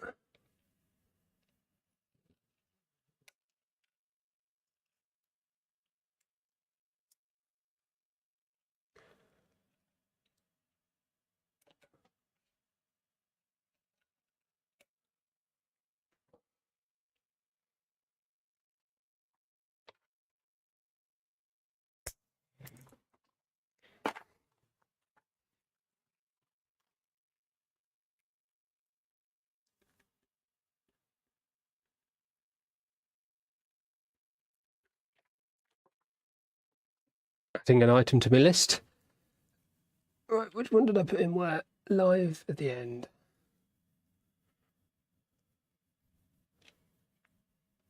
We probably want that a little bit shorter, but not by much.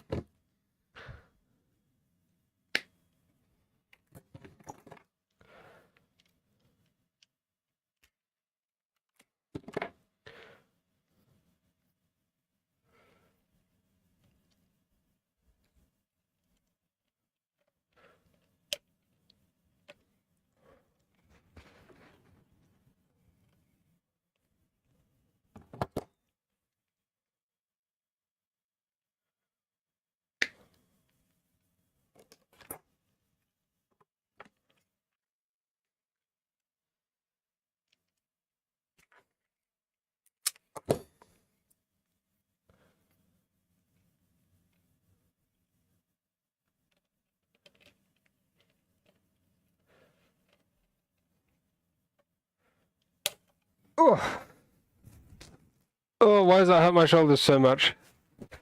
So uncomfortable. Pathetic. Weak little arms, that's why. Right.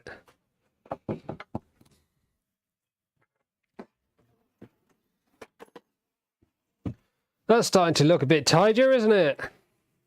Now that we don't have this huge wiring mess right in the middle of the printer. Let's trim these zip ties up here. Bish, bash, bosh.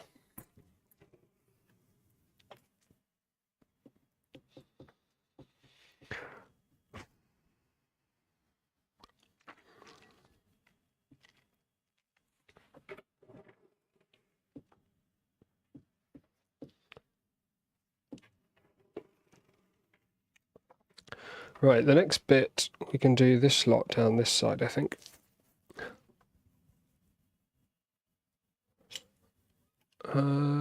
put this one up here. Let's do this.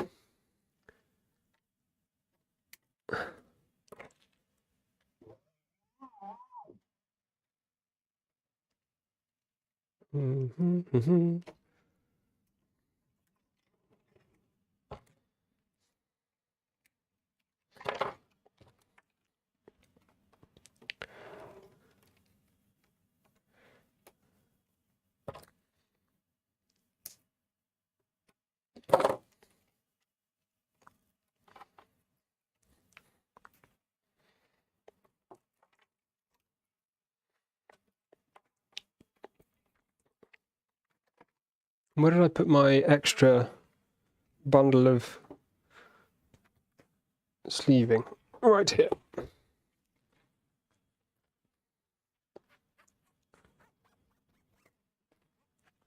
How many people are actually here today?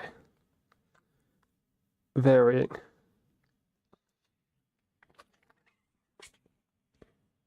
I think people come and go, that's a weird printer. Bye.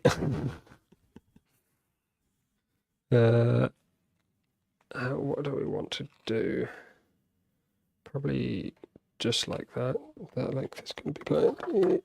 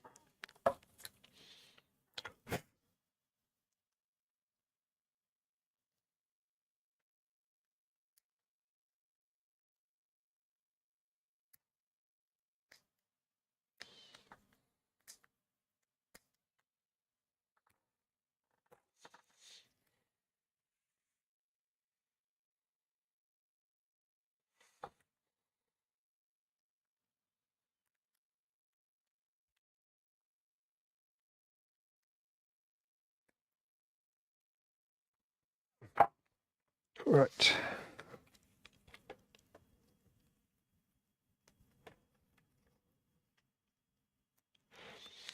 We do have to add the RGB cable at some point.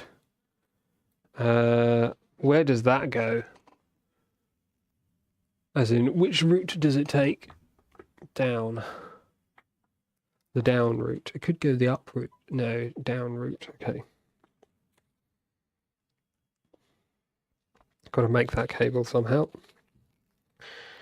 Not beyond the wit of man, but needs to be done.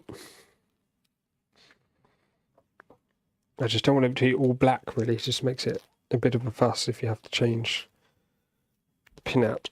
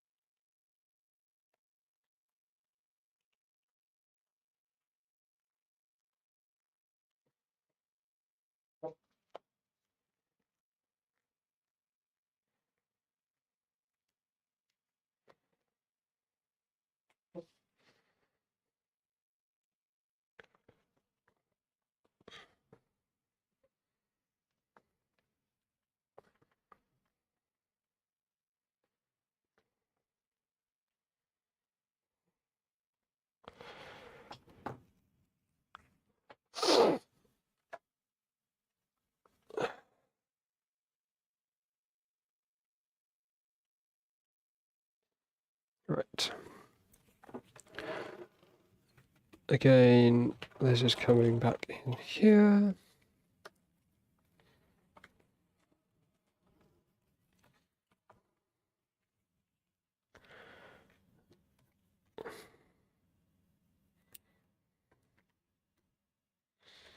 Something like so. How are we doing for time today? 2 hours. Blooming Nora. It's amazing how long this kind of wiring process takes compared to everything else.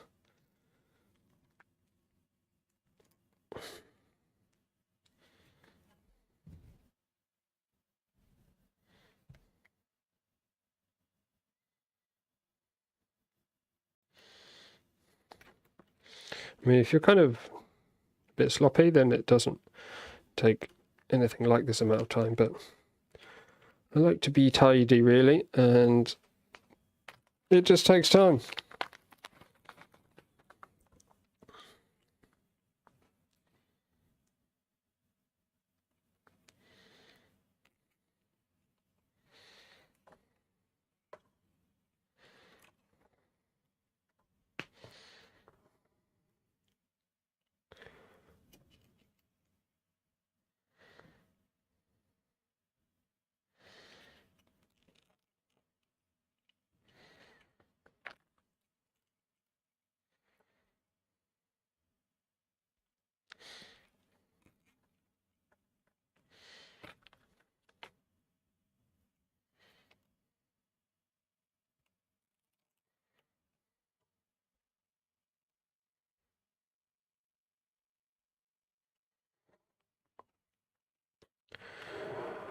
So the front one, I think, came down here and then joined these. So we need to do something about this wire now. I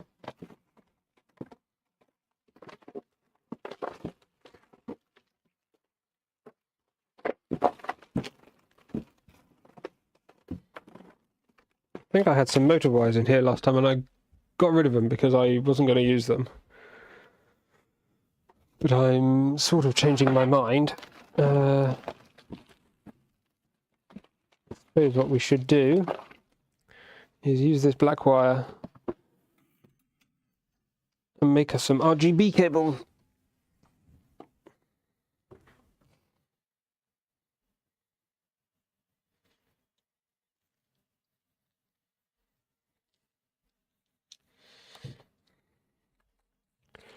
I think wiring can be therapeutic if it's not on camera. Because obviously, when I'm kind of on camera, I feel like I'm being watched. Because I am. And I think that just takes the relaxing part of it away.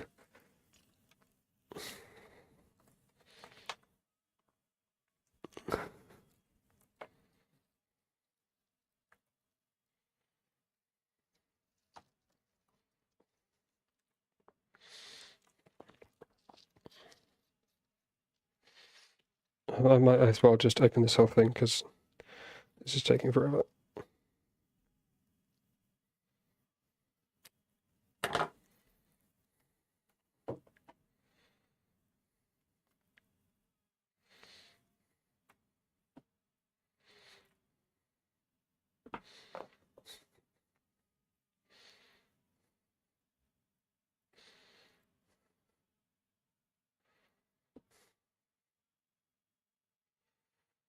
Oh dear.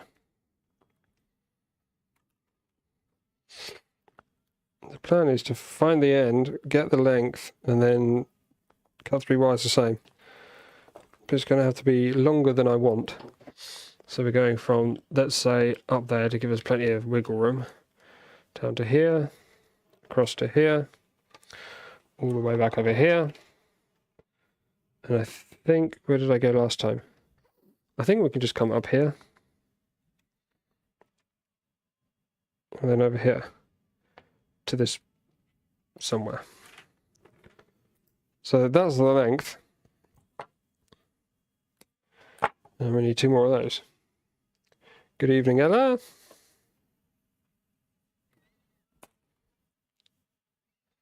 Hopefully nobody can hear the screaming baby in the other room. By the other room, I mean the other flat.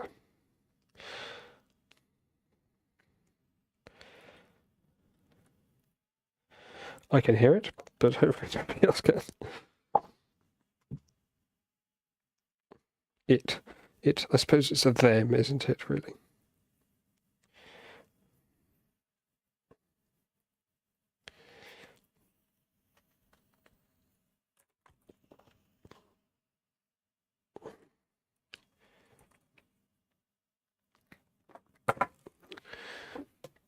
Not very much Y left, so hopefully I didn't need this for anything else.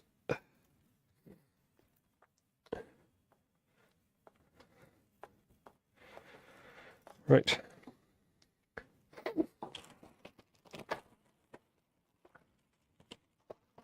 Need some JST XH terminals.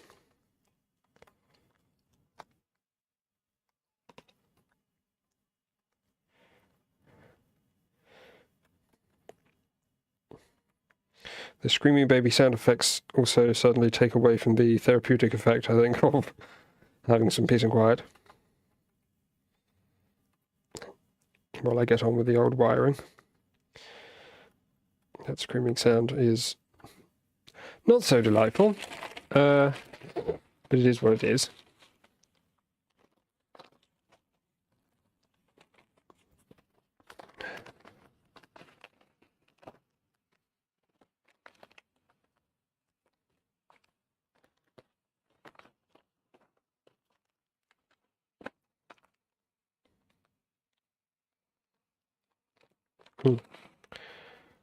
Looking for some 3-pin. Here we go. 1, 2, 2.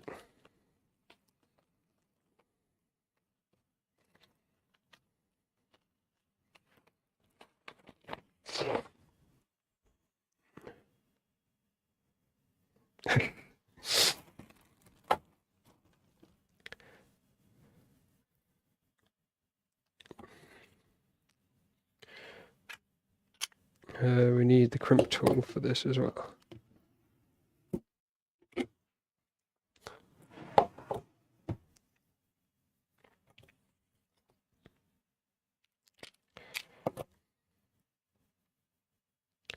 Let's do all of them.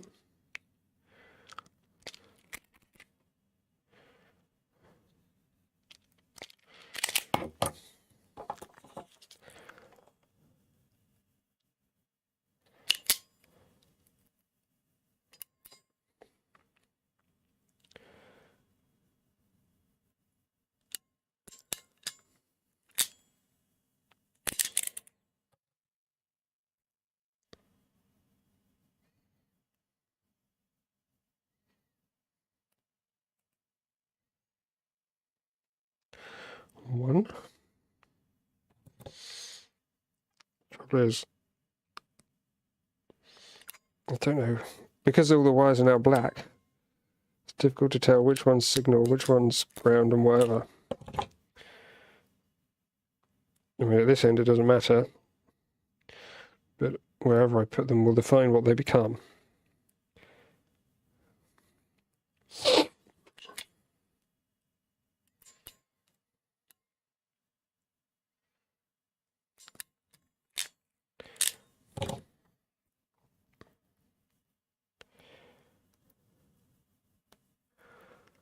Right. Where are you going? RGB1, RGB2, but it doesn't say which is which is which. Whichy which. I need to take this off of here. Ow.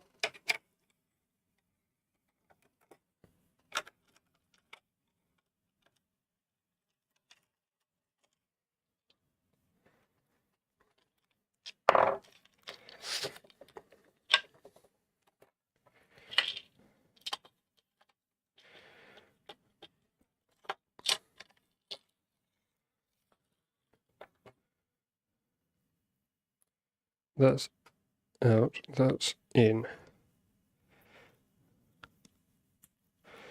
Ground, data in, 5 volts. Right. So now I need to check the Octopus Max EZ.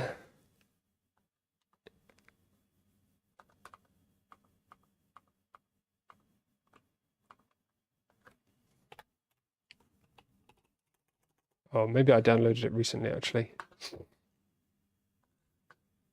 Downloads. Octopus Max EZ.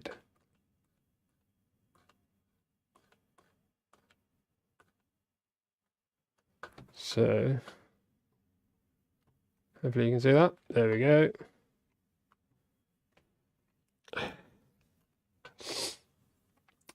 Where is it? Somewhere down here. RGB1. There we go. Okay. So, how does that compare to this? Unfortunately, that's upside down. So for me, ground is on the right.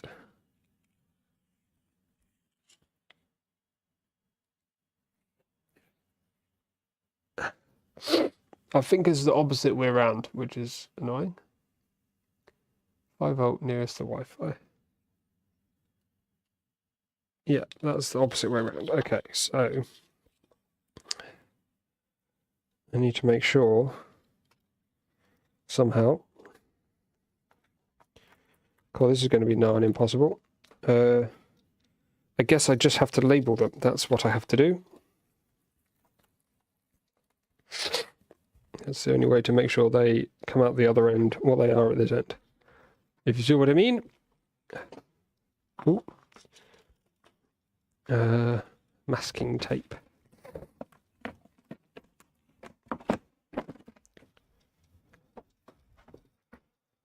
Now, masking tape might not work very well, actually.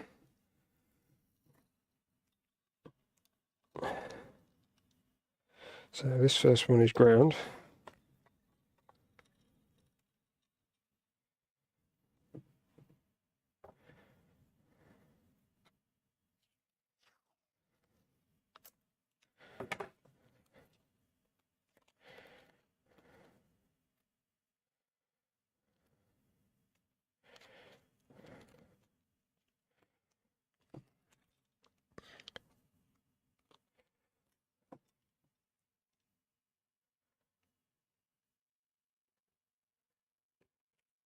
Ground.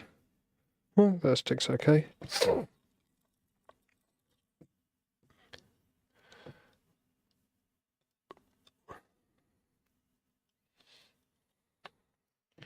Second one is data.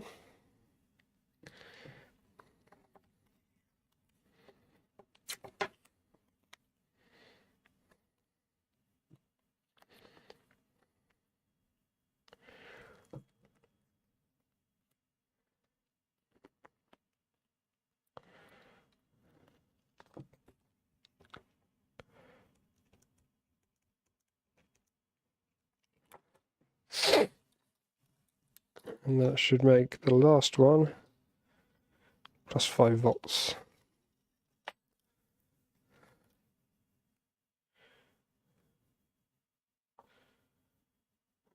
Managed to cut myself there.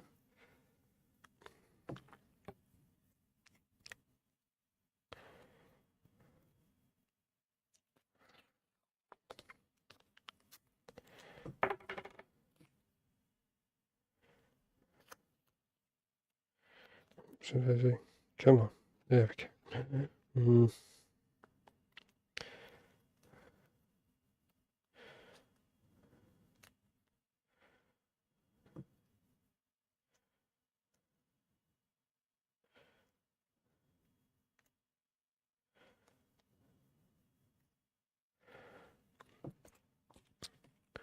This is plus 5 volts.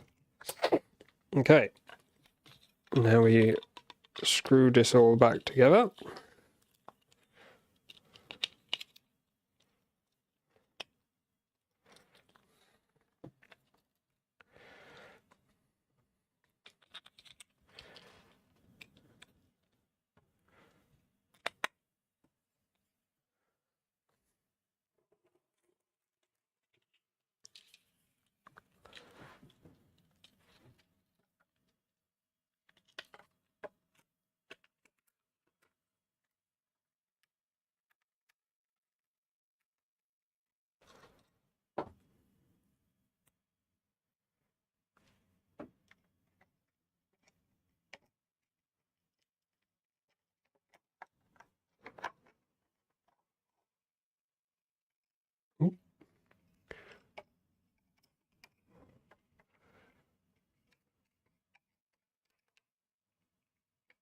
There we go.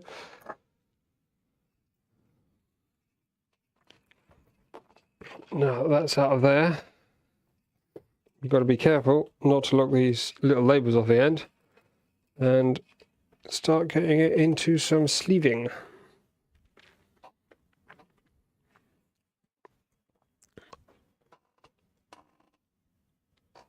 Oh, we could use maybe the tiny sleeving here.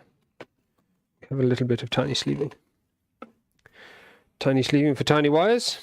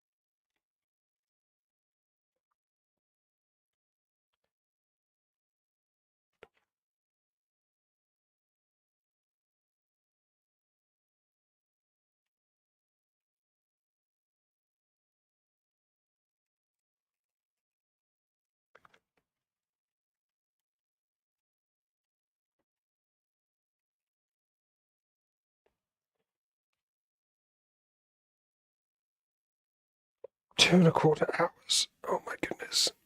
Where does the time go?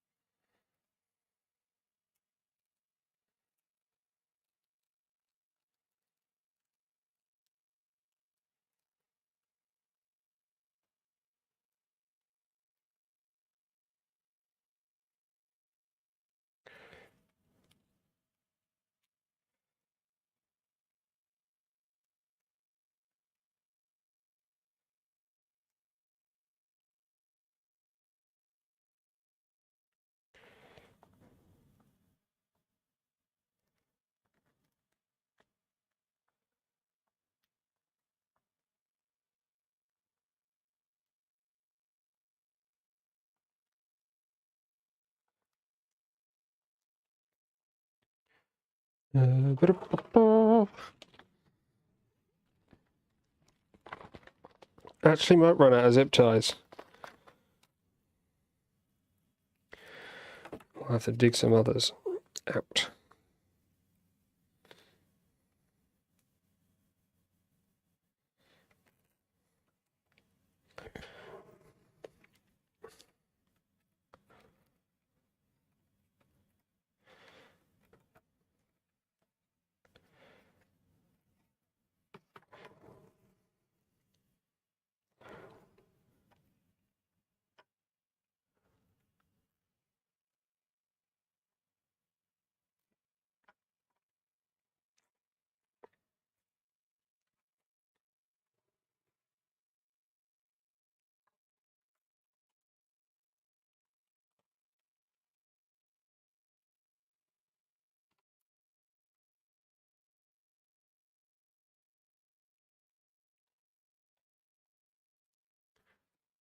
Right.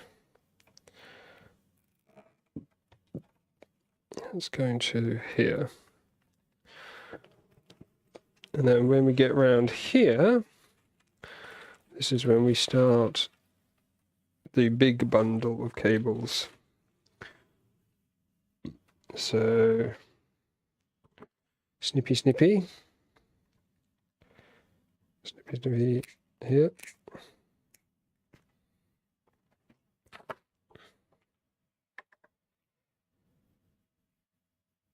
That's not going well.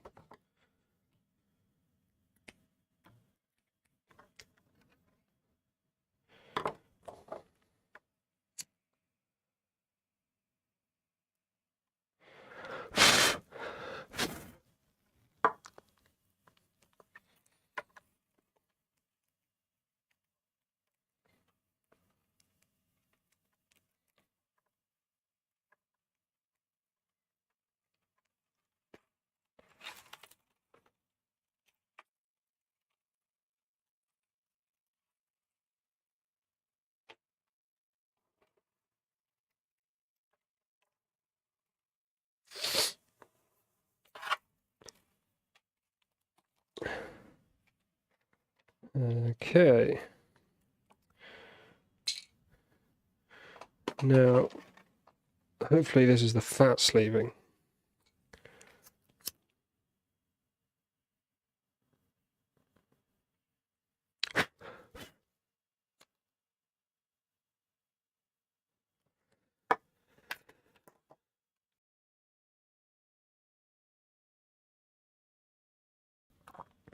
You dodged a bullet there. That was a loud one. I just about muted it in time. Don't know why I'm sniffling today. I'm not even printing anything. Maybe I'm allergic to screaming babies. Right.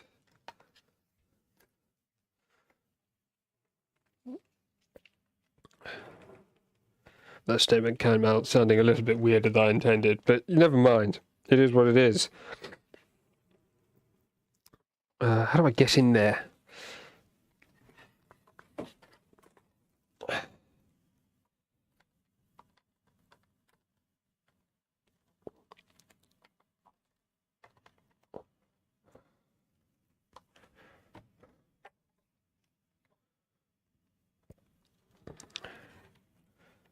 Oh, snippy, snippy wire.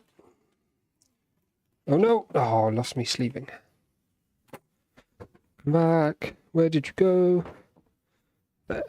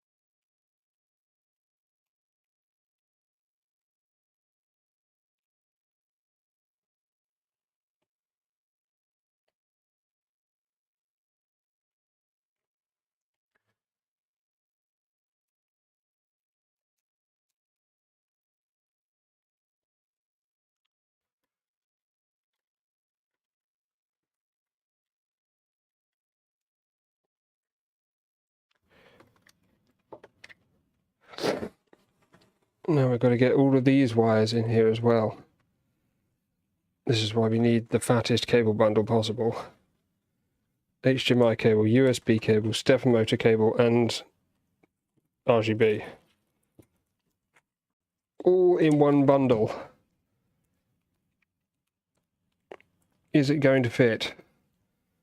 At the moment, I feel like it might not. Come on.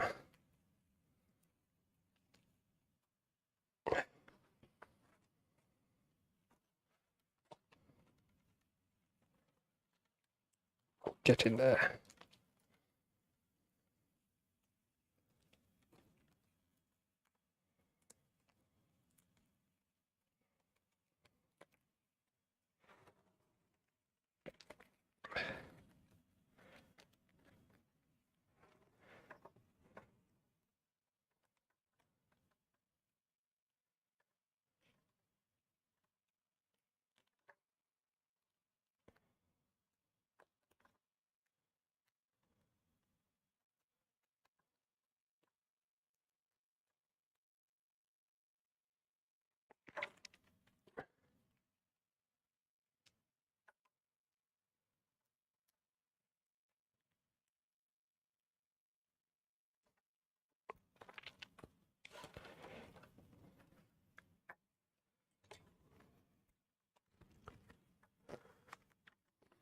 I don't know why I'm still showing that on screen. That was probably 20 minutes ago. Oops.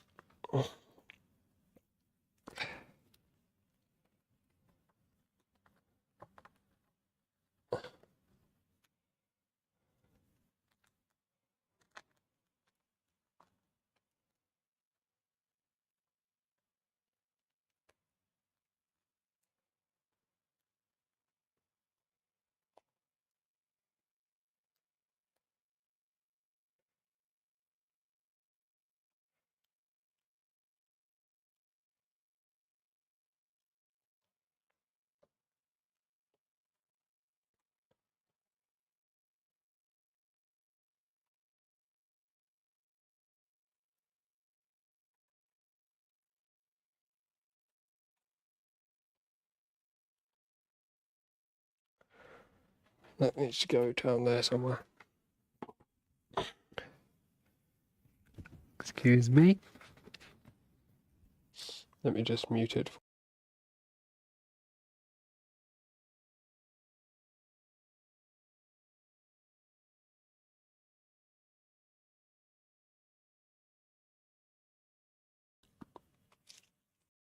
There we go. Ah, 2.5 hours, upper 6.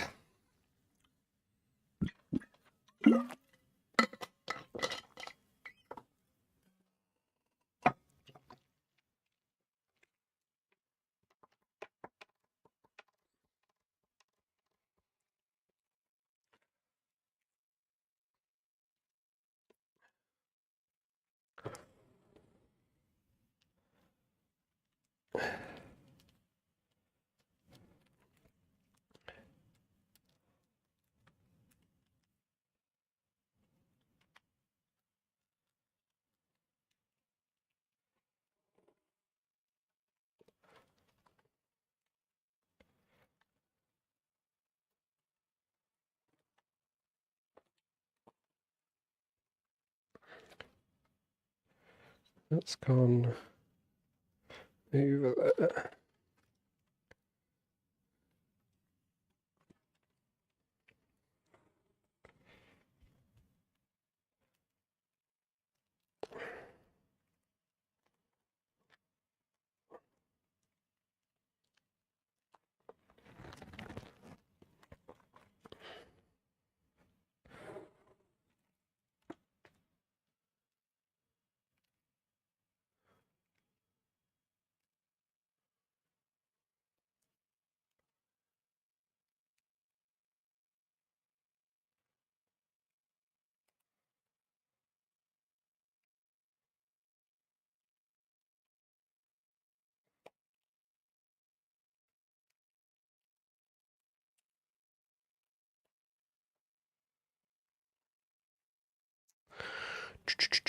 Maybe if I unplug this, it'll be a bit easier to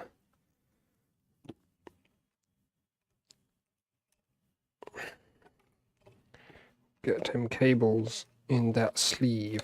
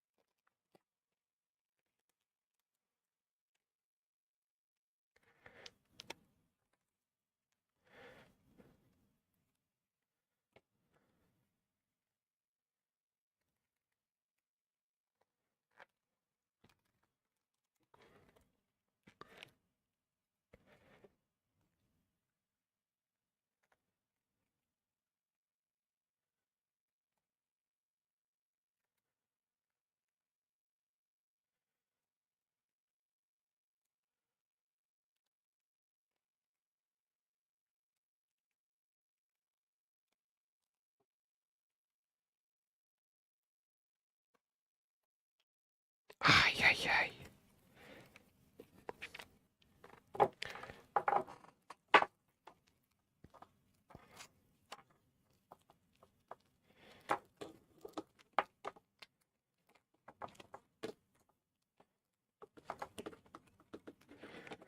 Okay.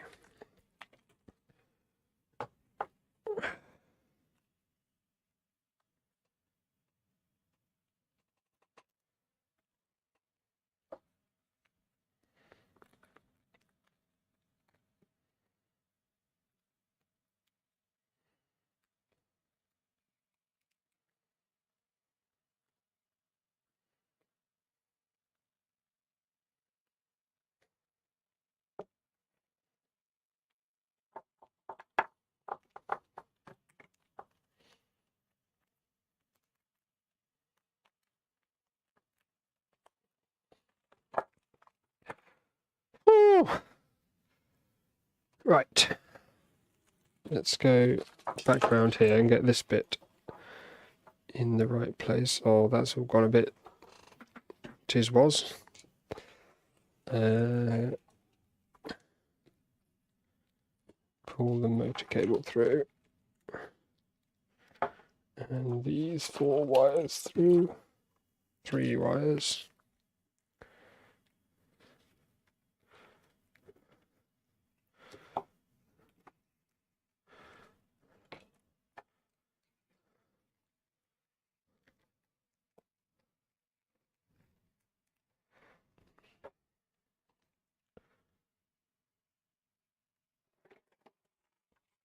Oh, gotta stop knocking stuff off the table now.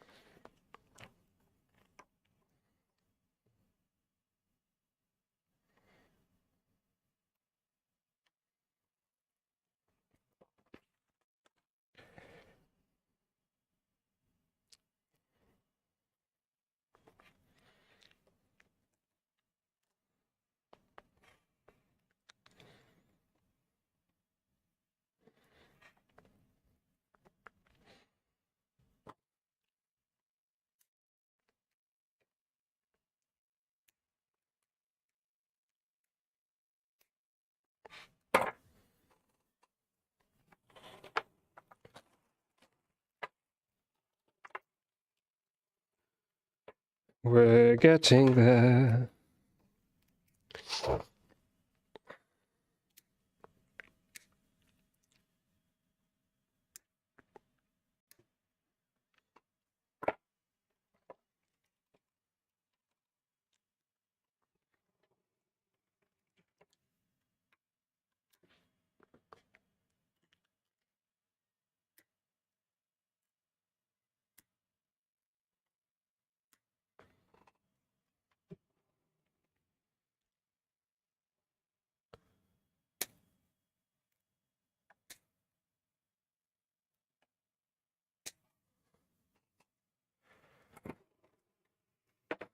Looking pretty tidy from some angles now. Oh my goodness.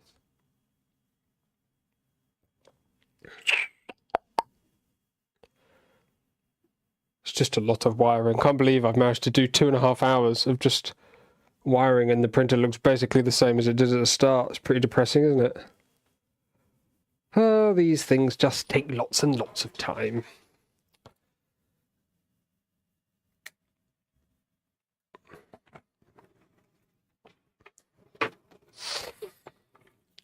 Right.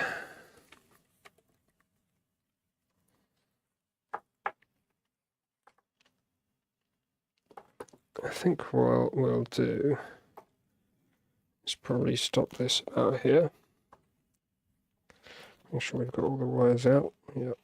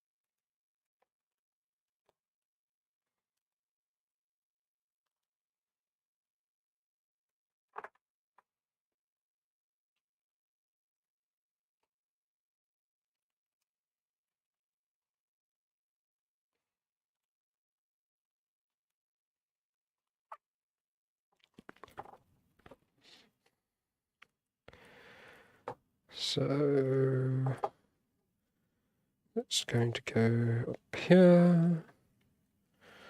This is annoying me. This one is going the wrong way. Under there. Over there. To there.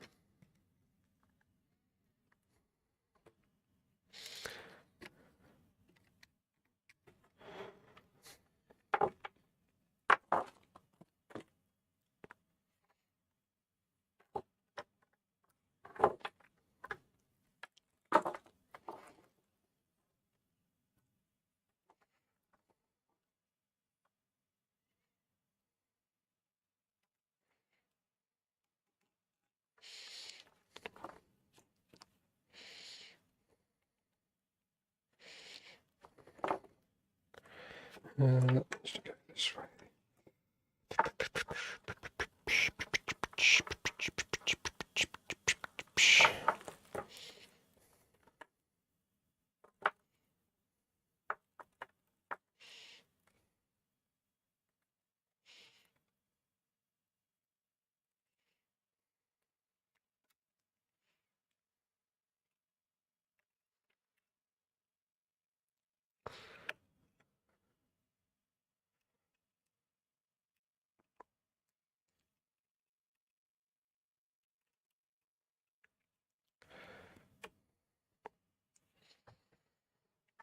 Right, and then RGBs.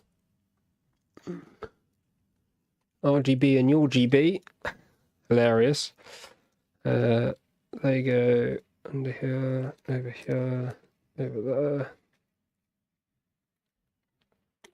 There isn't really a set guide for how I'm wiring this. I'm just trying to do it in a way that's mildly efficient. Trying to obviously use the paths of the rods so we can use those as wire management. Oh, and I've put that over the DIN rail. I actually want that under the DIN rail.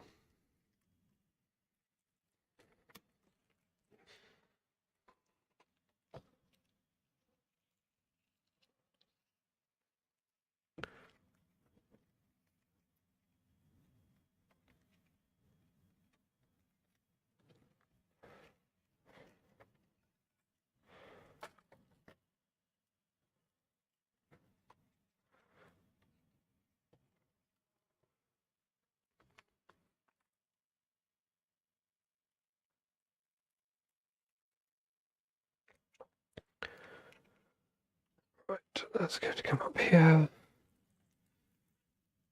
where was the RGB? So RGBs are over here, so it can kind of just come to here. That's fine. But now we need the labels in a different place because we need to get them. Oh, Bluminora. Right, we'll have to do like one at a time. This is the 5-volt wire. Where's the JST connector? There's a little 2-pin one here, which I threw away. I need a 3-pin one. I swore I got out 2. Maybe I got a 2 and a 3, thinking it was a 3. That one is definitely 3. Put these 2s back, don't need that. Whew.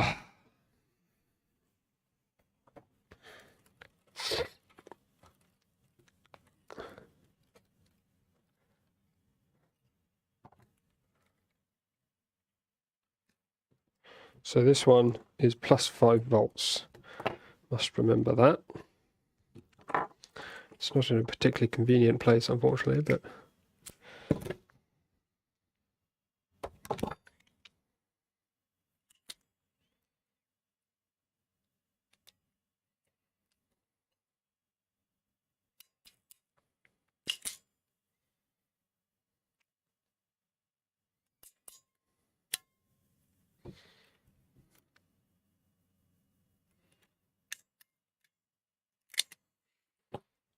so back to the wiring guide.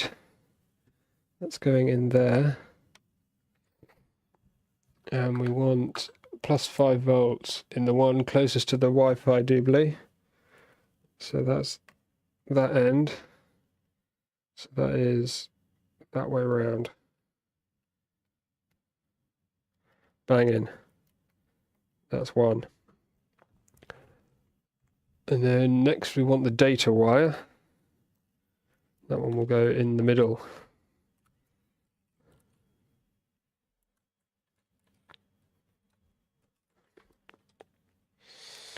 It would be nice to be able to cut these all at the same length. Why have I done that with scissors?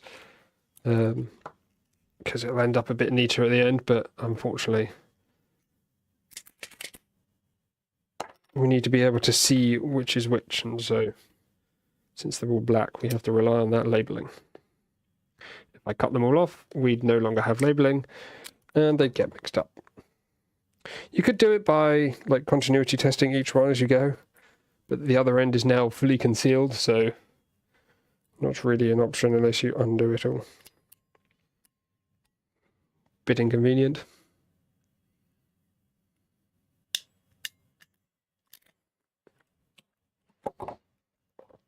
That's number 2, that goes in the middle.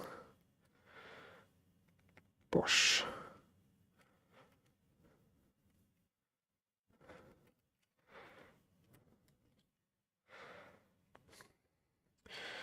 And then ground.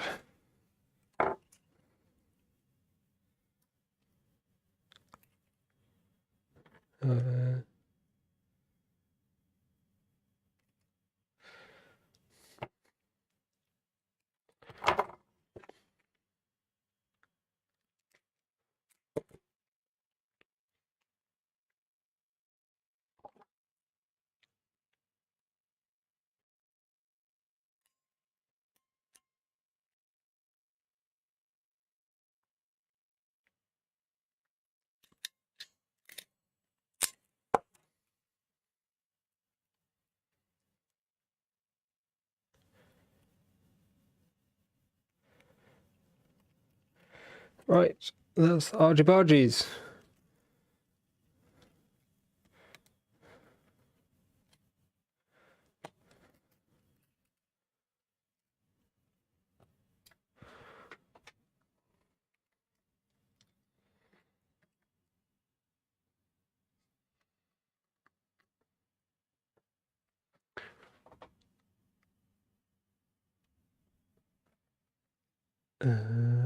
Am I missing a header then?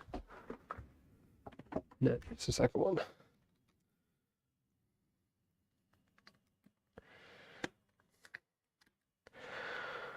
Right.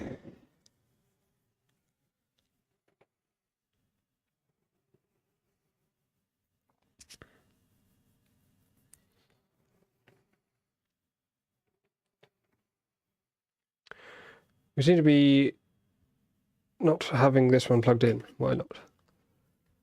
I think that one's going over there.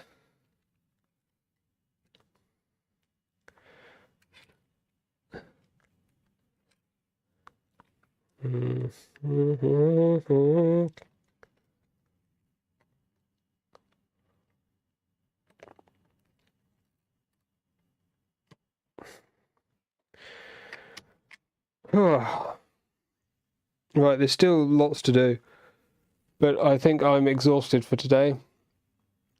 We've hit the limit.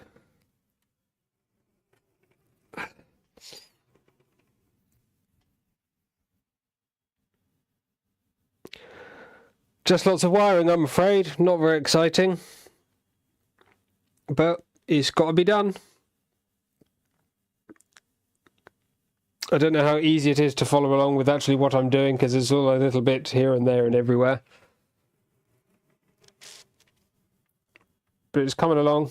Obviously, we've got lots of stepper motor wires still at the back, but that's mainly what we have dangling here now. A couple of power wires.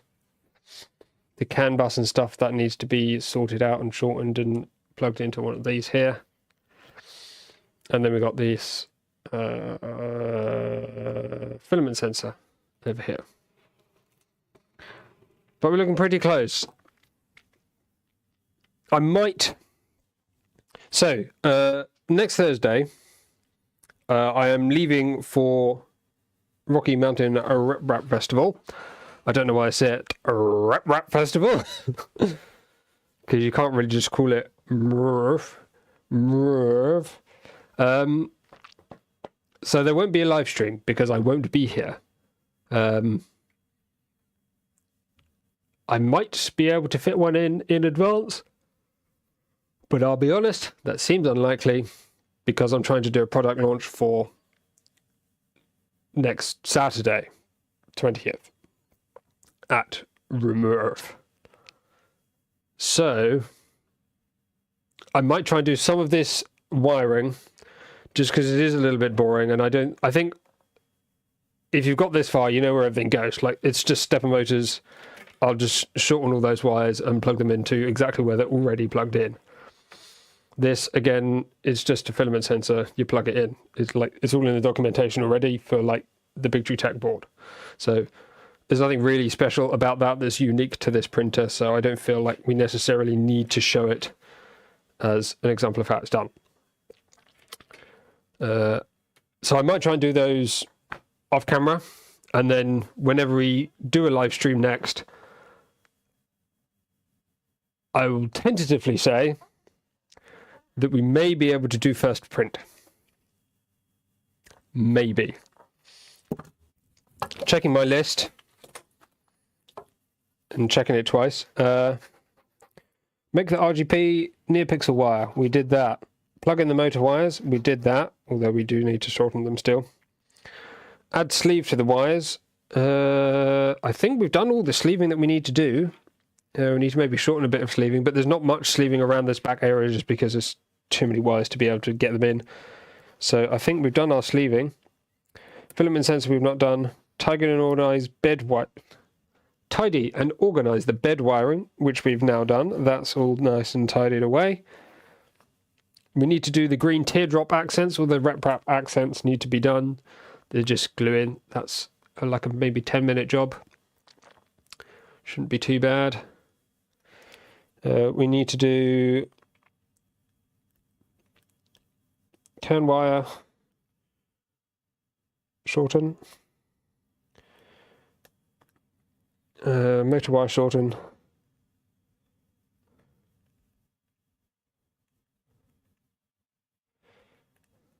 For the CAN wires, for the CAN bus rather, we've got this up here. At the moment, 2 wires are going directly down to the power supply. That's not what we want. That was just temporary. I think I made that clear at the time.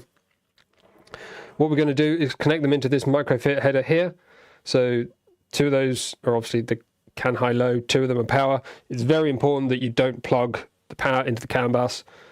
So make sure you know exactly where you're plugging them in. That guide that we looked at last time, which I've now lost the links for because I'm a bit wet.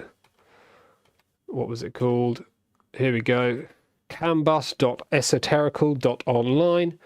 That has a great diagram for, because it's got it as a 3D view, and that'll show you exactly where to plug those in.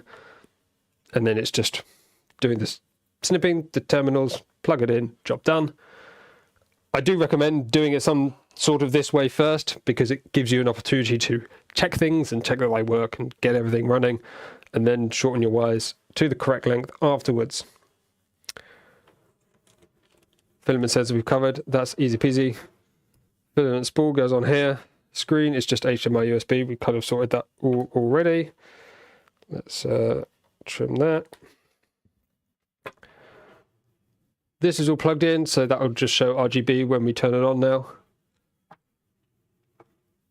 Tool headboard, we've kind of sorted all that already. We've got the CAN bus in, the screens all set up, so that's all ready to go.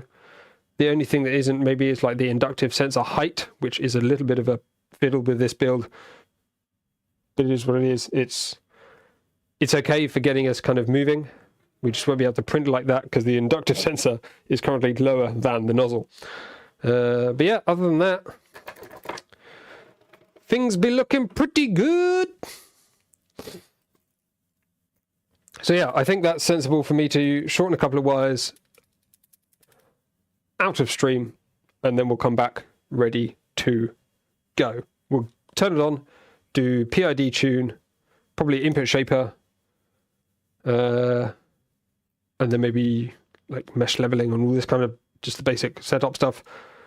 And we'll do a first print. Hopefully that's a contained 3-hour sort of stream-ish. Oh, I do need to install the fake Z belt as well. That's on my list. So maybe start of next stream will be teardrops, Z belt, turn it on, set up, print. Hopefully.